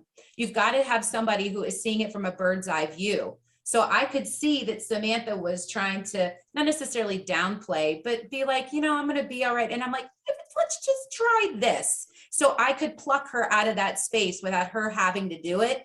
And I could put her in with the other doctor, or the other situation. And then she didn't have to take on that energy of making that decision. Sam, talk to us about now when you finally see Dr. Shannon Smith and Dr. Chris Turnpaw, how that was, a turning point, no pun intended, with Dr. Turnpaw there, where you now started to actually have real tangible improvements rather than imaginary improvements? It did take a little bit. I mean, I think I just clicked better with them because they were a bit more aggressive and I'm a go-getter. Like, you give me this plan, all right. And they gave me responsibility as well. Like, you can do these things and you can help in this process. So I started seeing some results. I started doing hyperbaric oxygen therapy. I did change my diet to the elimination diet, chiropractic adjustments, and supplements to really fuel and nurture the body and its natural defenses, and all those things. So at first I was like, this sucks. I hate the food. I hate doing this hyperbaric oxygen therapy. But halfway through that, I'd say there was a turning point where instead of getting worse with the reaction, I think I had a big Kirk's reaction and I started getting better. And it was like clouds were starting to lift. And I just connected so well with those doctors. And I remember Dr. Shannon Smith saying, this is not your forever. You cannot believe me right now, but I'm telling you, this is not your forever. And I'll remember that. And I want to tell that to everybody because yeah, I didn't believe him. I was like, no, this sucks. I hate this. This feels like forever. But he was right. It was not my forever. And that's really powerful. As you're saying that, I'm just really reflecting on how powerful that one sentence is. This is not your forever. And I think everybody has to remember that if they're in the throes of it, this is not your forever, right? I mean, that's an important message. But let's talk more about hyperbaric oxygen therapy, because I do know that you did it from our offline chat, you did it for 90-minute dives, Monday through Friday, every single day until you got to 40 dives. I mean, look, I'm claustrophobic. That sounds really scary because you're in this chamber, you can't get out, you have to get depressurized. So once you're in there, and also if you have anxiety, right? And not to make people afraid of it, but clearly you did it and you got through it and you're better today. So were you afraid of it? Was it uncomfortable at first? And how did you feel shortly after doing your first couple of dives? It was definitely uncomfortable. I remember the first one being lowered into that tube and the glass is like a couple inches from my face. And I was like, oh my God, this is terrifying. But I got used to it pretty quick. And I for some reason knew that was really what I needed to do. And I did trust it a lot. And the nurses that were there were so nurturing and I trusted them too. But the worst part was just staying in that position for so long. I remember being able to basically be aware of the pain in every single vertebrae, like all the bones around my hips. It was just, I could not get comfortable. Sometimes I would try dives laying on my stomach and you can't really switch your position. So I would stick to one and then feel so uncomfortable for that long. But I remember watching old cheesy movies so much and somehow I got through it. And I have to thank my mom and my family and friends that were recruited to come help me because we had to drive over 45 minutes to go to this clinic. It was like a job Monday through Friday. And I couldn't drive at that point because I was too cloudy. So for that first part, I had so much support that it felt right. Like this is what I need to do, even though I'm really uncomfortable. So you're driving for 3 hours in total, right? 45 minutes each way. Now, you're now in there for 90 minutes, right? So this is, I mean, I think I just did the math incorrect. So, but I think it was a total about 3 hours, right? So you're in there for about 3 hours between the travel and being in the hyperbaric oxygen therapy. It's about 3 hours out of your day. And I think Carrie wants to jump in, I can tell. So it's, for our listeners, I love how you both are I love your body language. So before Sam, you raise your hand, Carrie's putting her hand up. So Carrie, I'll let you jump in because I'm butchering the time frame here probably. No, you're not at all. All I was doing was adding that part of the hyperbaric chamber was having these bookend treatments that I think are really important. So she would not only, she'd go in and do the pulse electromagnetic field mat. So she would lay on the PEMF mat.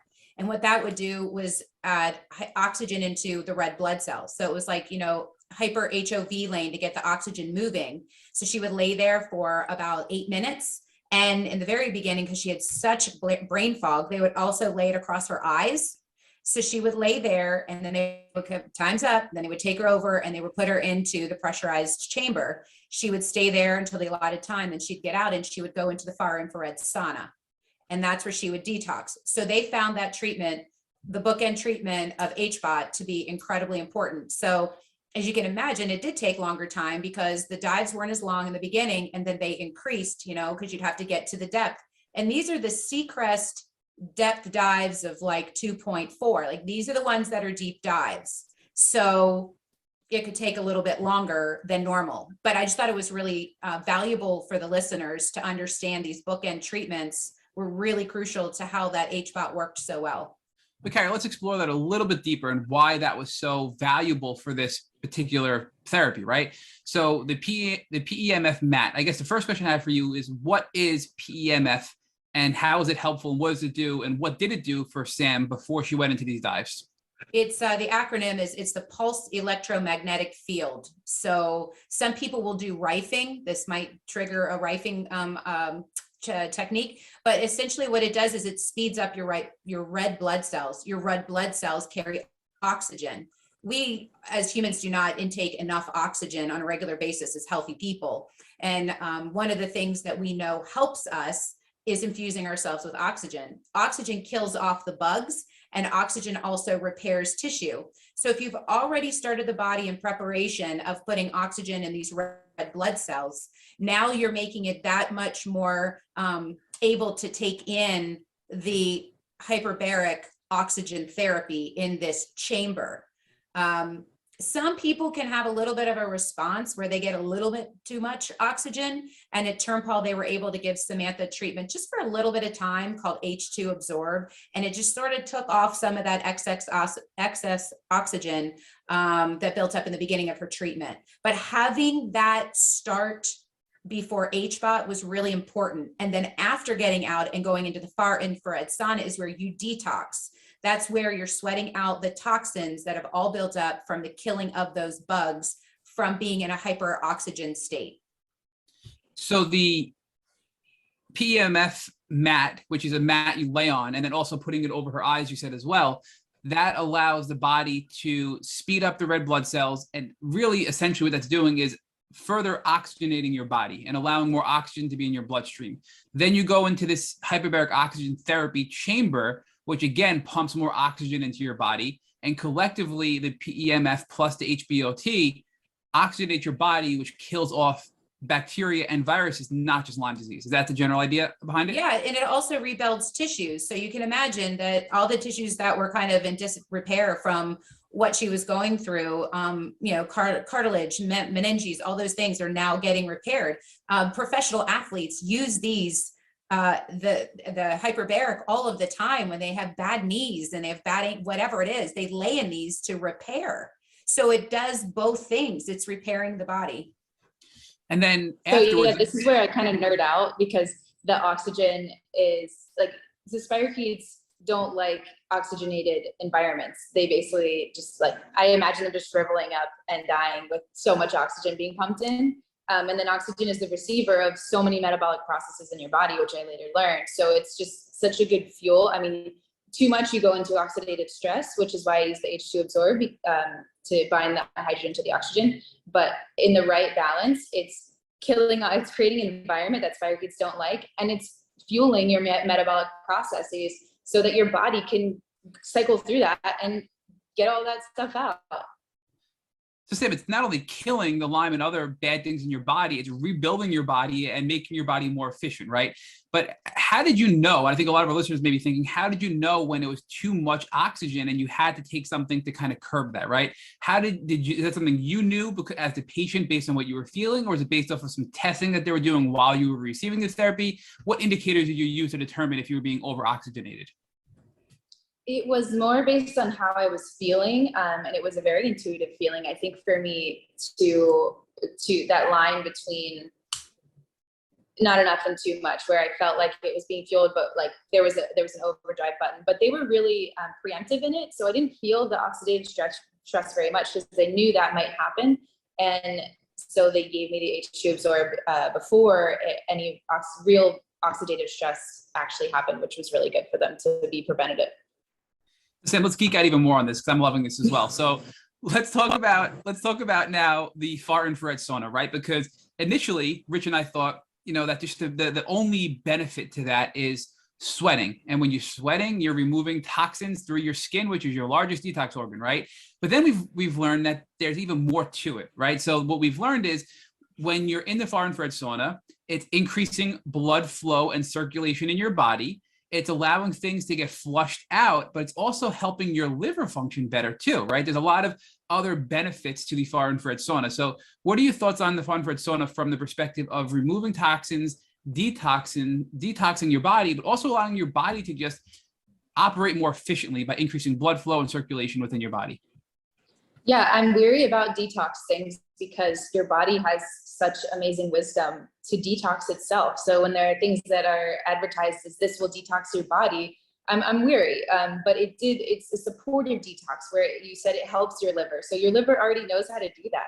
And so it helps. It speeds up that metabolic process or the red blood cells. So they move faster through your body. They can go through that cycle of kind of reorganizing and sorting what we need and what we don't need in the liver. Just makes it more efficient. So it's a supportive detox. So Sam, I'm exhausted just thinking about having to drive 45 minutes, then lay on a PEMF mat, then go into a 90-minute dive, then get out and going into the far infrared sauna, and then driving 45 minutes home, and then having to crash, right? So what was that like for you, especially in the beginning, to have to go through this physically when you're so sick? It had to be exhausting for you. That was my work for the day. That was my day. Afterwards, I would sleep and sleep and sleep, and then I would cook because I was doing the elimination diet, and I found a bit of solace in cooking, and that was the thing that I would enjoy then later on in the day when I had the energy to try to put something together to eat, because I was eating differently than the rest of my family. So just quickly, if you can, Sam, explain to us what the elimination diet is and how cooking and going through this process was an integral part of your healing in addition to the PEMF, the HBOT, and the far infrared sauna.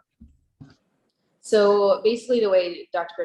Sternpaul would explain it to me is that my immune system was so overactive, because at that point it had become an autoimmune issue, and things that I was putting in my body, my immune system was kind of blind, and it was just attacking so many things. And there are a lot of common foods like dairy and grains, and later I didn't really react to well to meat and eggs that my body was just blindly fighting. So the fuel I was trying to give it was actually being introduced into the war. And also with the leaky gut from taking so many antibiotics, I just wasn't getting those nutrients. So I basically had to strip down the diet and give my body things that were pretty well known to be fuel and not the rest, and then slowly add things back in. And I forgot sugar is also a big one that was fueling the fire as well. So after 6 weeks of very kind of bland eating, simple eating, I was able to then add things back in to see what my body actually reacted to when it wasn't reacting to everything. Sam, I want to geek out a little bit more with you because I just love going deep into these types of topics, right? So you mentioned leaky gut, you mentioned antibiotics. So the first question I have for you, and this is a two-part question, is what other adverse side effects or risks are there to antibiotics that you didn't know about when you took them, that you learned about later that you wish you knew earlier on? And also, if you can speak specifically to leaky gut, because many people don't believe it's real. I personally do. And I think the permeability of your GI tract and the ability of food to be able to leak through and get into your bloodstream and cause an immune response is a really common factor in chronic Lyme patients because of overuse of antibiotics. So can you speak to both of those for us, please? Yeah, exactly. I think so much use of antibiotics, also with antibiotic resistance. There's a lot of, research and fear and potential in bad things for antibiotic resistance, right? And then leaky gut. I mean, your gut flora is so important, and it's how you process your fuel, and your fuel is what builds things in your body. It's your base. So when you're kind of tearing away that microbiome that is helping to support you, you don't have as much to process those nutrients and pick what you need and what you don't need. And there are holes then that in the actual gut lining that get produced, and things that you don't want in the bloodstream and the rest of the body get through. And that just creates alarms, and the immune system doesn't like that. And it's this chain reaction to those antibiotics that kill the gut flora that can create so many problems throughout the rest of the body. I just want to share, Sam, that I'm on the Gut Revival Kit by Dr. Rolls, and I just did it because I love him and his products, and I did not expect to have the positive response that I've had. And it's been transformational, honestly, with diet and nutrition and absorption of things. And it's been kind of crazy to see how powerful that is. And I was on antibiotics for a long time as well. So I think that's something that many people overlook when it comes to healing from Lyme disease. But let's pivot back over to Carrie. I have a couple. Now, Carrie, you are always the objective observer for Sam, right? When Sam's saying I'm getting better, you're going, oh, no, you're not. And you're gently telling her, we need to change course here, right? So now it sounds like your daughter's really getting proper help and she's starting to get better. So at what time during this 8-week window of her getting this trio therapy did you see a change for the better in Sam's health? So she was also journaling during this time. She wanted to see how the treatment was working for her. And so she would have these little journals. And she did note, and I did see that around the 11th dive, so that would have been going into her 3rd week, that she reported that she didn't feel like she had as much brain fog. And as a matter of fact, I watched her not go take a nap, like immediately. I started to see the color come back to her face. She was ashen before, like she just wasn't like cute pink skin Sam, she was very ashen. The color is now coming back to her face. Her eyes looked different. She was focusing better. She seemed happier. She had made these short goals of, I just want to be able to walk a block with my dog. I just want to walk a block with my dog. And so she would go and do that. She would be in the kitchen and she would be able to make a little bit more, be a little more spirited in the kitchen. The deal was always make whatever you want. I'm going to clean up because I know you don't have the energy to do both. And I could see that she was starting to get excited because remember, she's the kid who puts 200% into things. She's always asking, but how? And when she sees a result of things that she's learning and doing, her life comes back in her face. So I could see probably going into week 3 of her dives, dive 11, that there was this light that was starting to come back around her. So Sam, from week 3 forward, did you just continue to get better and better at that point? I think, yeah, it was no longer the better and 2 steps back. It was maybe 2 steps better, 1 step back, which is overall growth. And it was amazing. It was those little goals that she kind of reminded me of, walking the dog and being able to go to the grocery store and being able to see a friend. And then eventually I was able to run on a water treadmill, which was amazing. That was like, oh, so life-giving. And eventually I got into yoga, which is a huge part of my story now. And it was just these tiny little goals that seemed so insignificant to a lot of other people that when I got to check them off, they felt so huge. So now, Sam, at this point, let's fast forward to the end of the 8-week window. You're done with this. Are you staying on anything? Are you doing PEMF still? Are you doing infrared saunas? Are you on antibiotics? Are you on herbs? Are you doing anything at all when you're done with the 8 weeks of this trio combination therapy? I was still doing some infrared sauna, but no more HBOT, no more PEMF therapy. I was doing supplements, mostly to supplement the immune system. And of course, nutrition was such a key thing. It was something I'm never going back on. That was a huge part of my continuing wellness journey.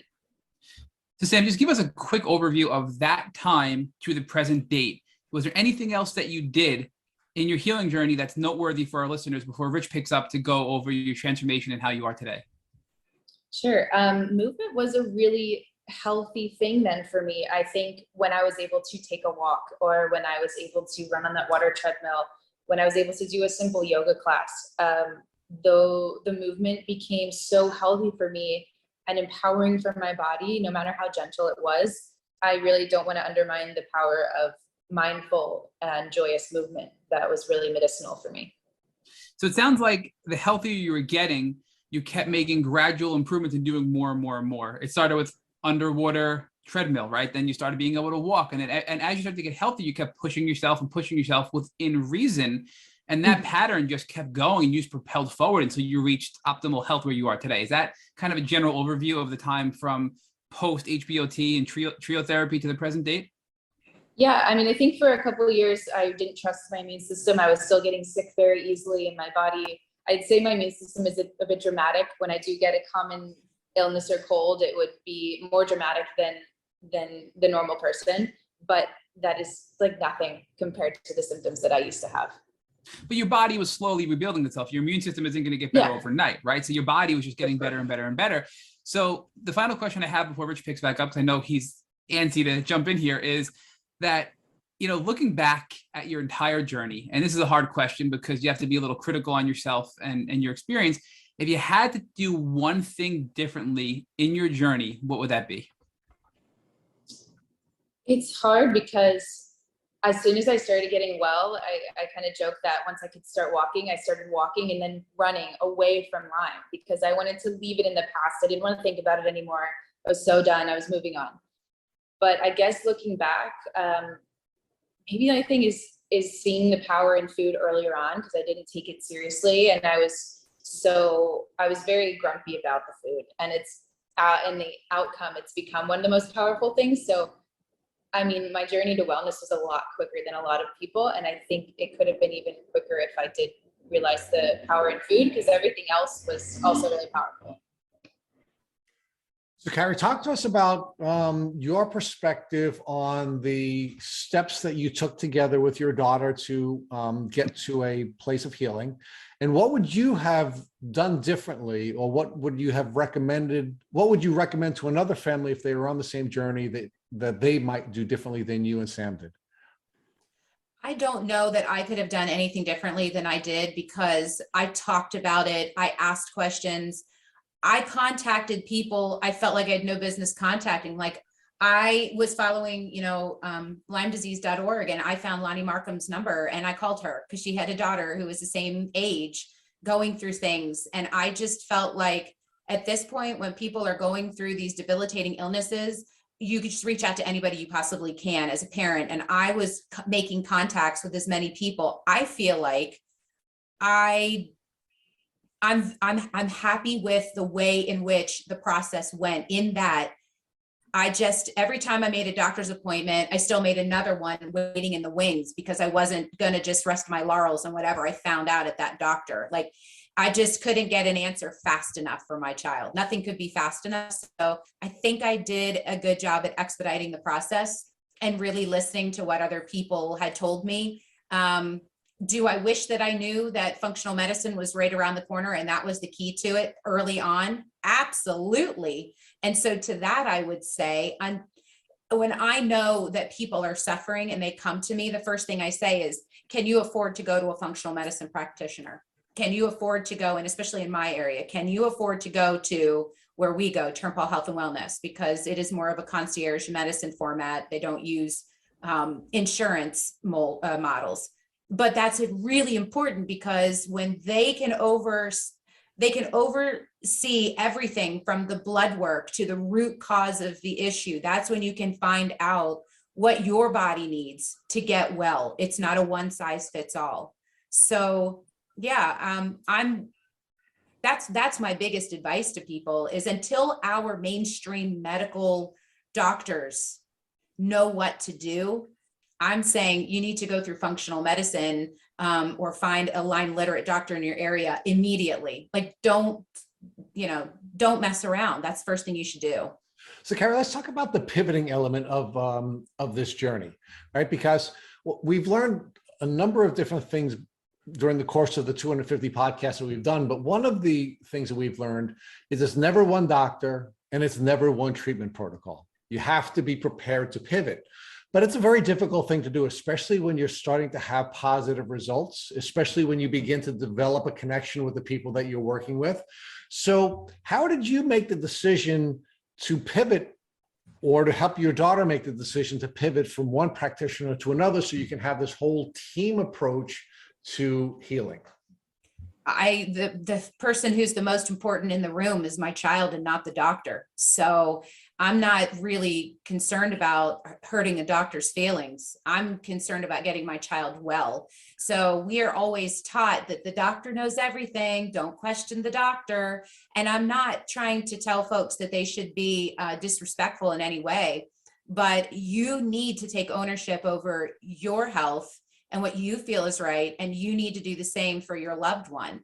So I can't say that I wish I would have done it sooner, because like Samantha said, we had to go through sort of, are we well? Are you not? How are you reacting to this? And also she was in, college. She's not home all the time. She's managing. She's not in front of me to see everything during this time. So the pivot for me was, okay, you're home for break and this stuff hasn't been working so far. We're going to go across the hall. And I think that many folks listening to this, they need to understand that you have to do what you feel is right to move forward and get an answer. And like Sam said, you can always go back to the other doctor, but you have got to keep moving forward and don't stay stagnant.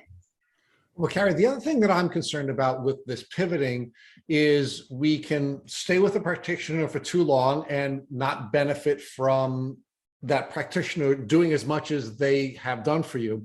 But then we also have this other piece, which is being coachable and making sure we don't pivot away too soon and not give that protocol of that practitioner enough of an opportunity to help us to heal. So can you give us some guidance on how you were striking that balance as, you know, as Sam's mom? So I think when you are looking at someone who is trying to heal from an illness, it's quite different than if you're the person that's in the illness, right? You know, it just is.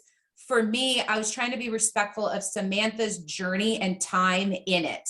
How was she feeling? If I rushed her, did that make her feel like she was a failure? If I rushed her, did that make her feel like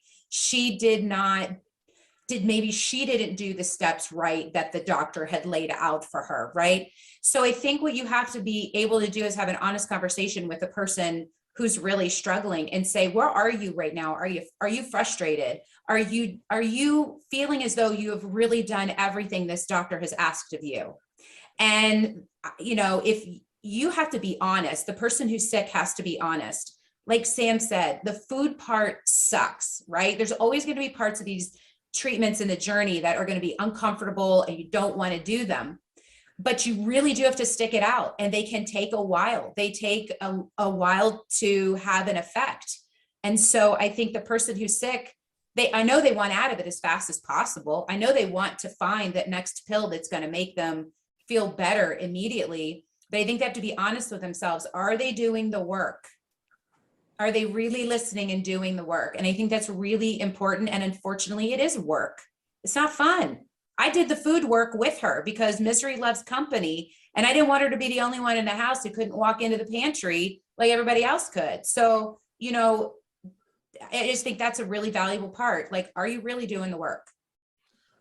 So Sam, talk to us about having your mom as a resource. And it's not just a mom, it's a journalist who is going to develop a number of different sources, right? This is not a journalist who's going to rely on one source. She's making 2 or 3 doctor's appointments as you're going to one, right?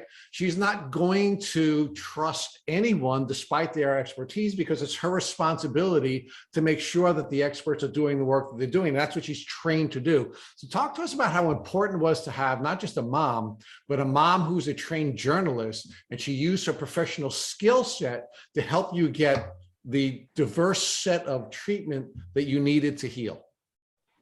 My gosh, I'm just so grateful, because I would have done none of that if it were just me. Yeah, I can't thank her enough for being one step ahead, even though she had no idea where that step was. At times, it was so important to have a plan A, B, and C, and be so in it with me. Yeah, it was, I can't imagine going through that without her. I don't think I'd be here today. So Sammy, another one of the things that we think that we've observed as a pattern here at Tick Boot Camp is looking for shortcuts, right? And I think one of the things that's also awesome about your story together, you and your mom, is that your mom, as a journalist, knows how to get to shortcuts. She'd get to the expert, she'd call the expert, she'd get the expert to download all the information to her, and then she'd apply it, right? And that's a pattern we've seen with people who are successful in this. And I just think it's awesome that you had this journalist mom who is using these tools that she would use to develop a story to now also be a shortcut set of tools to help you to heal. Yeah, it was so important, and shortcuts were so integral in getting right to that expert or getting right to that information. But there's also a certain extent that cannot be cut short. Like, there's time in healing and there's effort in healing, and there was such a balance between the shortcut to the doctor, to the information, but a lot of times the long route, the inevitable long route of the effort that I had to put into the process, like the dives and the food and the antibiotics that we waited so long with. There sometimes shortcuts can't be avoided in the doing. So now, Sam, another one of the patterns we've learned here with the people who have more successful healing journeys is that they recognize that Lyme disease requires you to heal spiritually emotionally, and physically. And talk to us about how yoga gave you that full spectrum of healing and how that ultimately became a really important part of not only your healing journey, but your life. I had no idea about really the spiritual components and the emotional and everything. It was just all physical for me. And yoga is so sneaky in that it hooked me in, and I was feeling better, not only physically, but mentally, and feeling purposeful and feeling connected. And it's such a powerful practice that goes along with such powerful communities. And it opens you to a world of then meditation, of different types of spirituality that really helped me heal then on a next level. Yeah, the physical was first, feeling better, but even to this day, I still work through kind of the trauma in my body that it holds from being like that from that illness. And yoga helps me through that, and it's such a joyous practice that has come out of it. My whole thing is about moving with joy is medicinal now, and I never would have said that because I was the one to push myself to the max to go for it. And now I just find so much joy in movement, and that joy it comes from the movement physically, but the bigger part of it is the emotional and spiritual component that it makes you connected to your whole entire being. So Sam, one of the things that we've found a little bit difficult about doing this podcast is that children have a longer healing journey than adults. Child onset Lyme disease is very different than adult onset Lyme disease.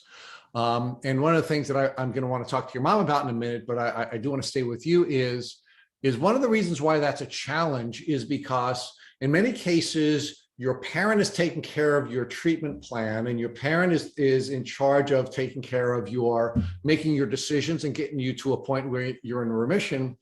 And because so much of that was done for you, it's then difficult for you to now take control of your own life and take control of your own health, and ultimately now be a healthy adult and avoid a lot of the challenges that we've seen repeatedly with children going into making the transition into adulthood. So I want you to talk to me about two things, Sam. How did your mom sort of make sure she set proper boundaries in this healing journey so that she was helping but not taking control of you? And secondly, how is yoga helping you to now be in touch with your spirit, your emotions, and your physical signals so that you're now taking the appropriate steps to keep yourself healthy? So I think my mom set clear boundaries, or we just had clear communication, and she always included me in the things that we were doing, and I had a choice. I always, at the end of the day, had a choice. She would make strong cases for why I should do things, but it was a team effort, and I was always on board with that. And then that kind of translated into me then taking more ownership of my health, especially when it came to the things that need more ownership. It went from taking pills to changing my whole diet and changing my whole lifestyle with stress and everything. So it was this foundation that was laid that I luckily was able to be basically like given treatment protocols into taking ownership of my health and what true health and wellness means, which I'm still learning to this day through yoga. But yoga really helps me to have that kind of daily or consistent practice that grounds me, and I just feel so intuitive with my body now. More even I felt intuitive when I was sick, but even more, and to really listen, to know when I need to pull back, when I need to do more, when stress is getting to me, and managing and knowing the importance of stress and how it can really affect your overall health. So Sam, one of the things I'm sure your family is really proud of you for, and I'm certainly very proud to know that all during this journey, you went to one of the top colleges in the country and you graduated in 2020. So talk to us about how you were able to get through all of your university studies at Penn State while going through all of these challenges with your health. It was tough. I'm not going to say it was easy. That semester that I took off, I took 2 online classes. And don't tell my professors, I already got the degree, but my mom wrote like 2 of my papers because I was just not here. But the rest of the work I did do, I promise. And I don't know, it was just that spirit in me that I wanted to do the things. I then studied abroad in Spain because I fell in love with Spanish and I just really wanted to travel. So that I made that my goal. And it was just this fine line between never wanting to slip back into that illness. That was priority, never wanting to slip back. But knowing that I had so much life to live and I had this newfound health, it was just like, oh my God, I have this body again. I have this mind again. I can use it. And it was just fuel to accomplish what I wanted to do. I graduated with a degree in biology and a degree in Spanish. And I was going to go to medical school, but it was 2020. And I did feel burnt out at the end mentally because I had pushed myself so hard to still do it, to still graduate. So I had the intuition to take time off. And I'm super excited to say that I'm going to chiropractic school next year in Spain to combine my two loves and open up doors for myself. And this time that I've spent teaching yoga in Costa Rica has also been so fulfilling and so healing. So it really, this newfound health and wellness just gave me that push to say, this is my life. I'm going to live it to the fullest. All right, so now talk to us about, well, first your time in Costa Rica, because I made the mistake of assuming you were there on vacation, but as it turns out, you're working there. So how did you make the decision to go down to work in Costa Rica, and what kind of work are you doing there? So basically, it was not my plan. I graduated and I just wanted to travel. And luckily, I found this window during the pandemic era that I could go to Costa Rica because I could get in and I could work at the surf camp teaching yoga. And I had done a similar thing when I had studied abroad in Spain, so it felt right. And I was only going to be in Costa Rica for maximum 3 months. And I thought I had to go home, study for the MCAT, get my life together. But it turns out I ended up moving to this beautiful surf town and getting a job teaching yoga that could support me living here. It's a simpler life. I surf in the morning, teach some yoga, and I enjoy life. But it just, the path opened up for me to be able to share this healing modality of yoga that I have been gifted with through my teachers. So I got here today, and it's been most of almost a year and a half, a year and a couple months that I've been here, and yeah, I love it. So now let's talk about your education. You're now pivoting from your undergraduate studies to now professional studies, and you're now going to study chiropractic in Spain. So why chiropractic and why Spain? Chiropractic, I took a long look of what kind of health professional do I want to be? Do I even still want to be a health professional? Because the pandemic really swirled things up in my brain. But I truly feel this deep want and need to heal and help people find healing. So I don't think I can give that to really anyone. I think you, as a medical professional, you support someone in finding their own health. And I think personally, my piece of that is chiropractic, where I can be a bridge for people who really trust traditional medicine, but are maybe looking for something more. Again, basically just seeing myself as a bridge. And there's so many other opportunities that I can go from that. I want a physical job. I want to be able to have a practice where I can work and not sit at a desk all day. So the freedom of that chiropractor also just calls to my nature. And in Spain, because I found this wonderful program in Barcelona that is just so holistic. It really wants you to collaborate with other medical professionals and give you tools to also see beyond what an illness or what disease would be in a community, in a person's life. And so the more holistic approach to health I can have, I think the better. So that's why I fell in love with that. And I'm a nomad, I think, at heart. So I'm living in Costa Rica now. I love Spanish, and I want to be able to practice in other parts of the world. So I'll be able to practice in Spanish and English, which I'm super excited about. So now those 2 papers that your mom helped you with, how'd you do with those? Did you get good grades? I got a B on one and I did A- the other, so she failed me. No, it wasn't. Well, that was a good Lord saying to you, even though your mom's a journalist, we're not going to give you an A because you cheated. Exactly.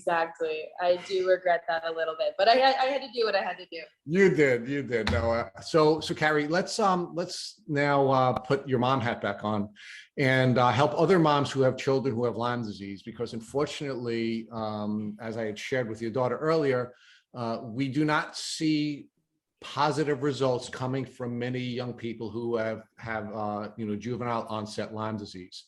And I think part of the challenge is that it is so scary as a parent to have a child to be that sick and to have a long diagnostic journey and to have doctors who are gaslighting you and doctors don't understand. And it's an overwhelming, experience for a parent to have these challenges.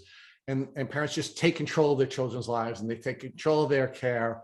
And then it's really hard to pivot first for the parent away from now being in control of the entirety of the child's life, but even more importantly, pivoting away so that the child can be empowered and then take control of their own life. So how were you able to strike that balance with Sam as a parent going through this terrible journey? I think it has a lot to do with the relationship you have with your child and the age of your child and who your child is as a person. Like I said, Samantha has always been a go-getter. She's been such a blessing to have in our lives. The way that, we were able to raise her, she's easy and fun loving. So she was actually an easy patient. She was in the fight with us.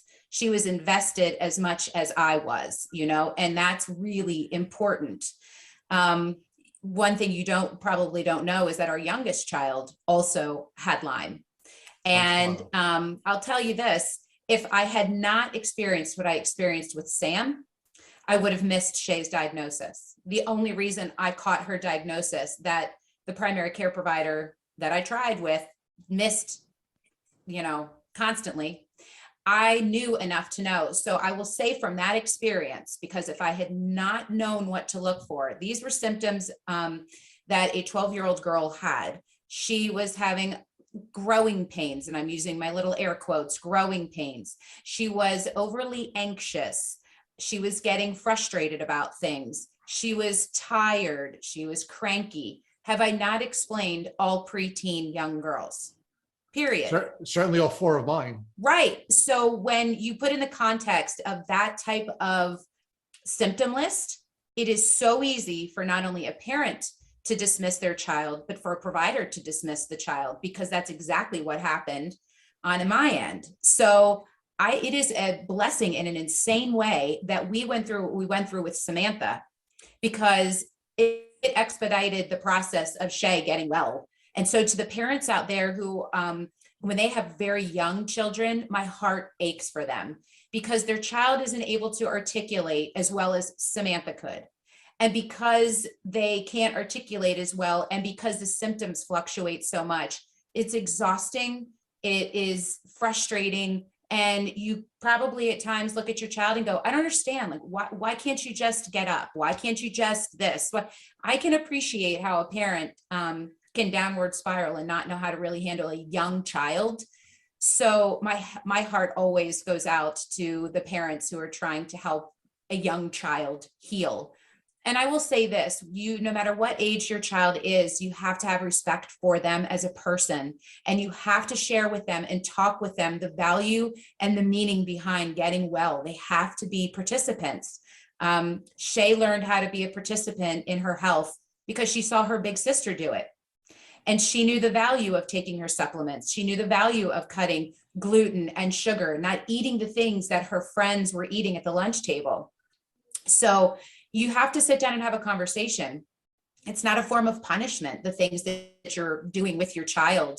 And in some ways, your child's going to grow up faster because they have to be brought into a little bit of an adult conversation so that there is a common school of thought between everybody, that the common goal is to get you well. How do we do this together? I think that's a big thing. How do we do this together? So Carrie, now let's talk about how Lyme disease was working on you while you were working on Lyme disease, right? And as you were going through the process of helping your daughters in this health challenge that they were overcoming, that you were changing as well. We started this podcast off by talking about how you're most well known for Sam Spoons and how that awesome organization has become, one of the leading organizations in the Lyme community. Talk to us about, what the inspiration was for Sam Spoons and how this journey with your family resulted in building a desire in you to now help the rest of the community. So I am a disseminator of information. I love to provide information to people. And I can't pinpoint why in which I thought that that was supposed to be me. I really don't know. I just know that I had the ability to raise awareness. I had this crazy thought that if I start talking about it, then people are going to listen. I mean, it wasn't out of arrogance. It was just, don't people want to know this information? I mean, I'm just a soccer mom, folks. I'm just a soccer mom. Well, yeah, It's a true, professionally trained journalist soccer mom, but okay. But in truth, your profession doesn't matter when your kid is sick. It just doesn't matter. What matters is that you want to get your child well. Yes, it helps that I was in a position and I possess that strength of wanting to share and tell people. And I had an incredible group at the station who was willing to allow me to have a live space to do so, right? And I also was introduced to Project Lyme very early on when Heather Hurst was there. And that was such a cathartic point for me because I was connecting with someone who's also building something out of something that happened to her because she had been sick with Lyme. And we kind of moved together and she gave me the parameters of being able to be a voice, being a Project Lyme ambassador for Pennsylvania. And she kind of provided me with more tools. So I found myself in a beautiful community of folks. And I was blessed to be able to have a job and a position that I could elevate the message of awareness. Carrie, what we see on a transformational plane is that as we go through this journey, we learn more and more about what our gifts are. We learn more about how we can contribute more based on the gifts that we have, the way we've been created.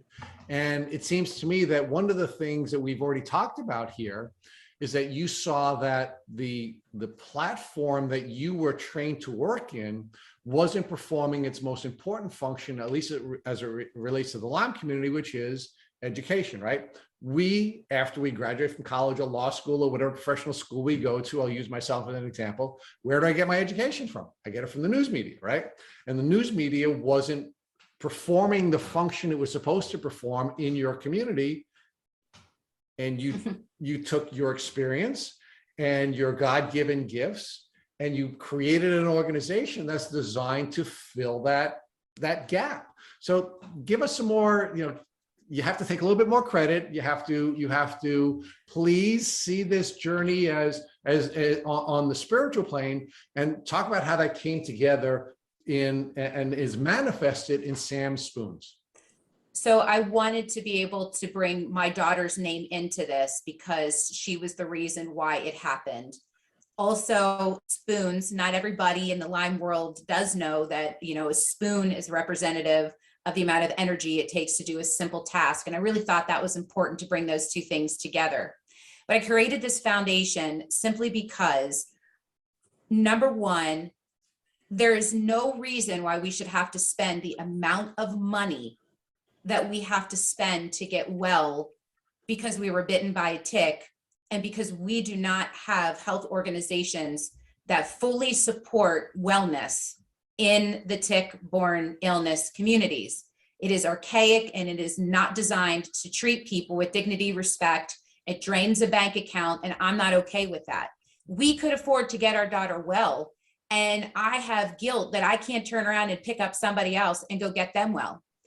I know the value of the dollar to get somebody well. So honestly, knowing that we had an organization in Pennsylvania already that was geared heavily towards education, I wasn't trying to reinvent the wheel there. So I wanted to be able to create a place where we could give grants.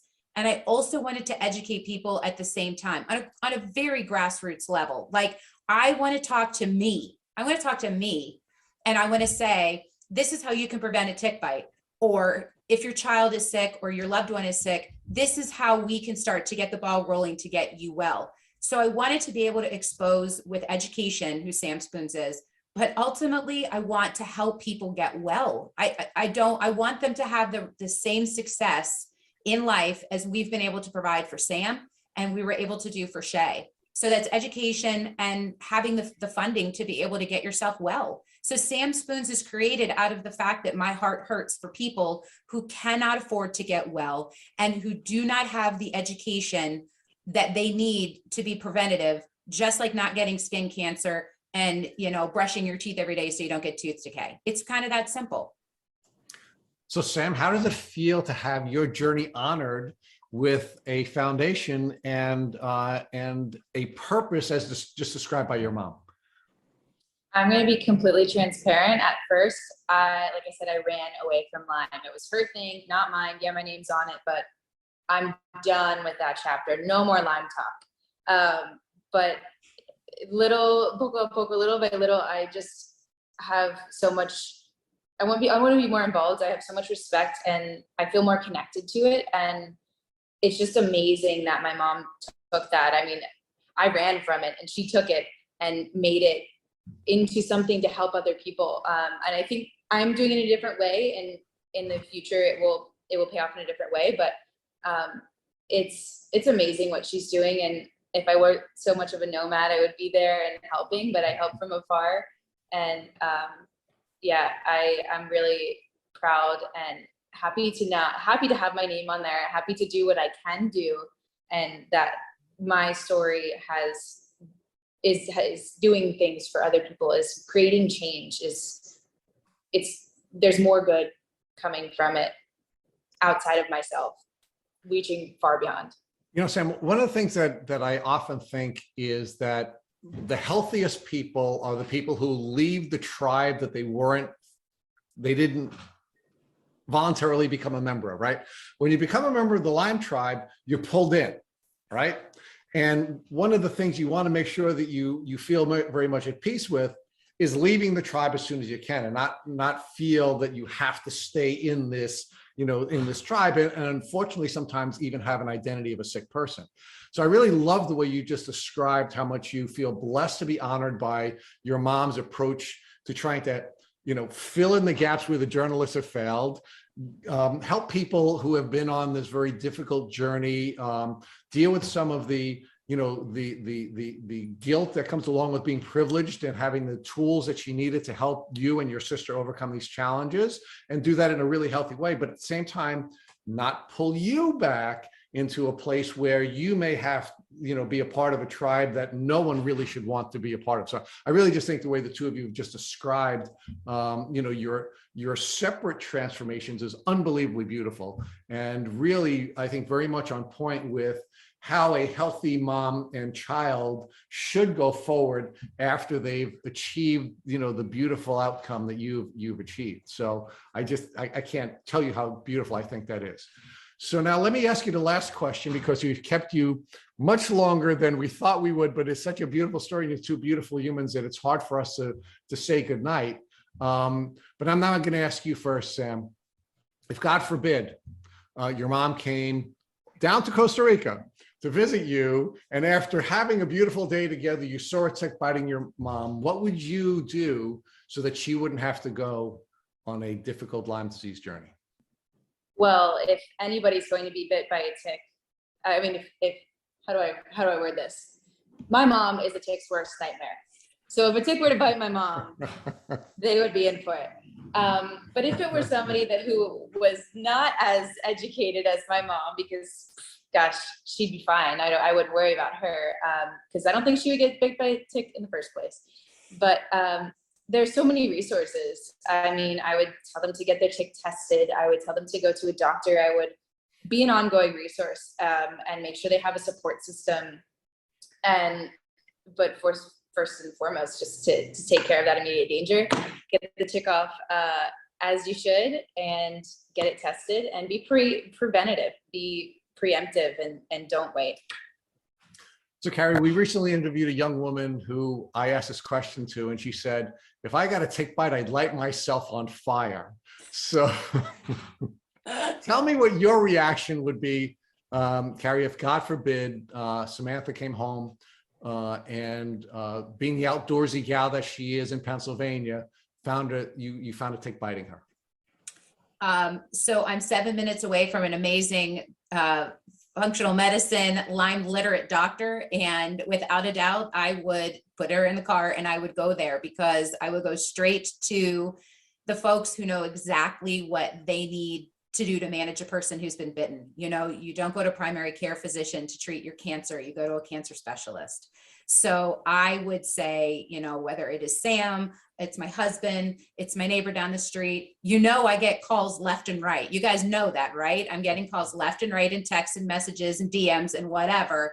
And what I tell every single person, wherever they are in their journey, I say to them, you know, first of all, don't panic, relax. And I want you to call the first, you know, functional medicine doctor that is closest to you, who can give you a very good blood workup, an accurate workup. So I always think that if you know the blueprint of the body of what's going on in the system, now you can start looking at what needs to be tweaked and managed and what medications and all those things. So that would be my first assessment to someone. I would say, don't panic, but let's go get a full blood workup and find out what your level of infection really is. Carrie and Sam Perry, we can't thank you enough for taking time to share your beautiful story with the community we call Tick Boot Camp. We Thank you so much for appreciate having this. Yeah, sorry. You guys are amazing. Rich, Matt, you've always been a supporter of us. I love what you do and the work that you do. This community is blessed to have you. And I am grateful, along with Sam, to be able to talk to people. Thank you for having me on. I appreciate it. Thank you for listening to our Tick Boot Camp interview with our guests, Sam and Carrie Perry. To our listeners, we have a call to action. First, if you'd like to learn more about Sam and Carrie Perry, please visit them on Instagram at Sam's Spoons FDN, or sam.perry7, or Carrie M. Perry. Second, if you've enjoyed this episode of our Tick Boot Camp podcast, please share it with your friends on social media. Third, Tick Boot Camp has created a Tick Bite Blueprint that has been inspired by the information that has been shared with us by past podcast guests. We urge you to visit our website at tickbootcamp.com to view our blueprint. Please note, we appreciate any input or improvements you would like to share with us. Fourth, don't forget to subscribe to this podcast on Apple Podcasts, Google Podcasts, or Spotify to get your automatic episode updates of our Tick Boot Camp podcast. And finally, we thank you, our community, for your comments on our past podcast episodes. Please take a minute to leave us an honest review on Apple Podcasts, Google Podcasts, Spotify, on social media, or on our website. We make it a point to read every single one of the reviews you share with us. As always, thank you for listening.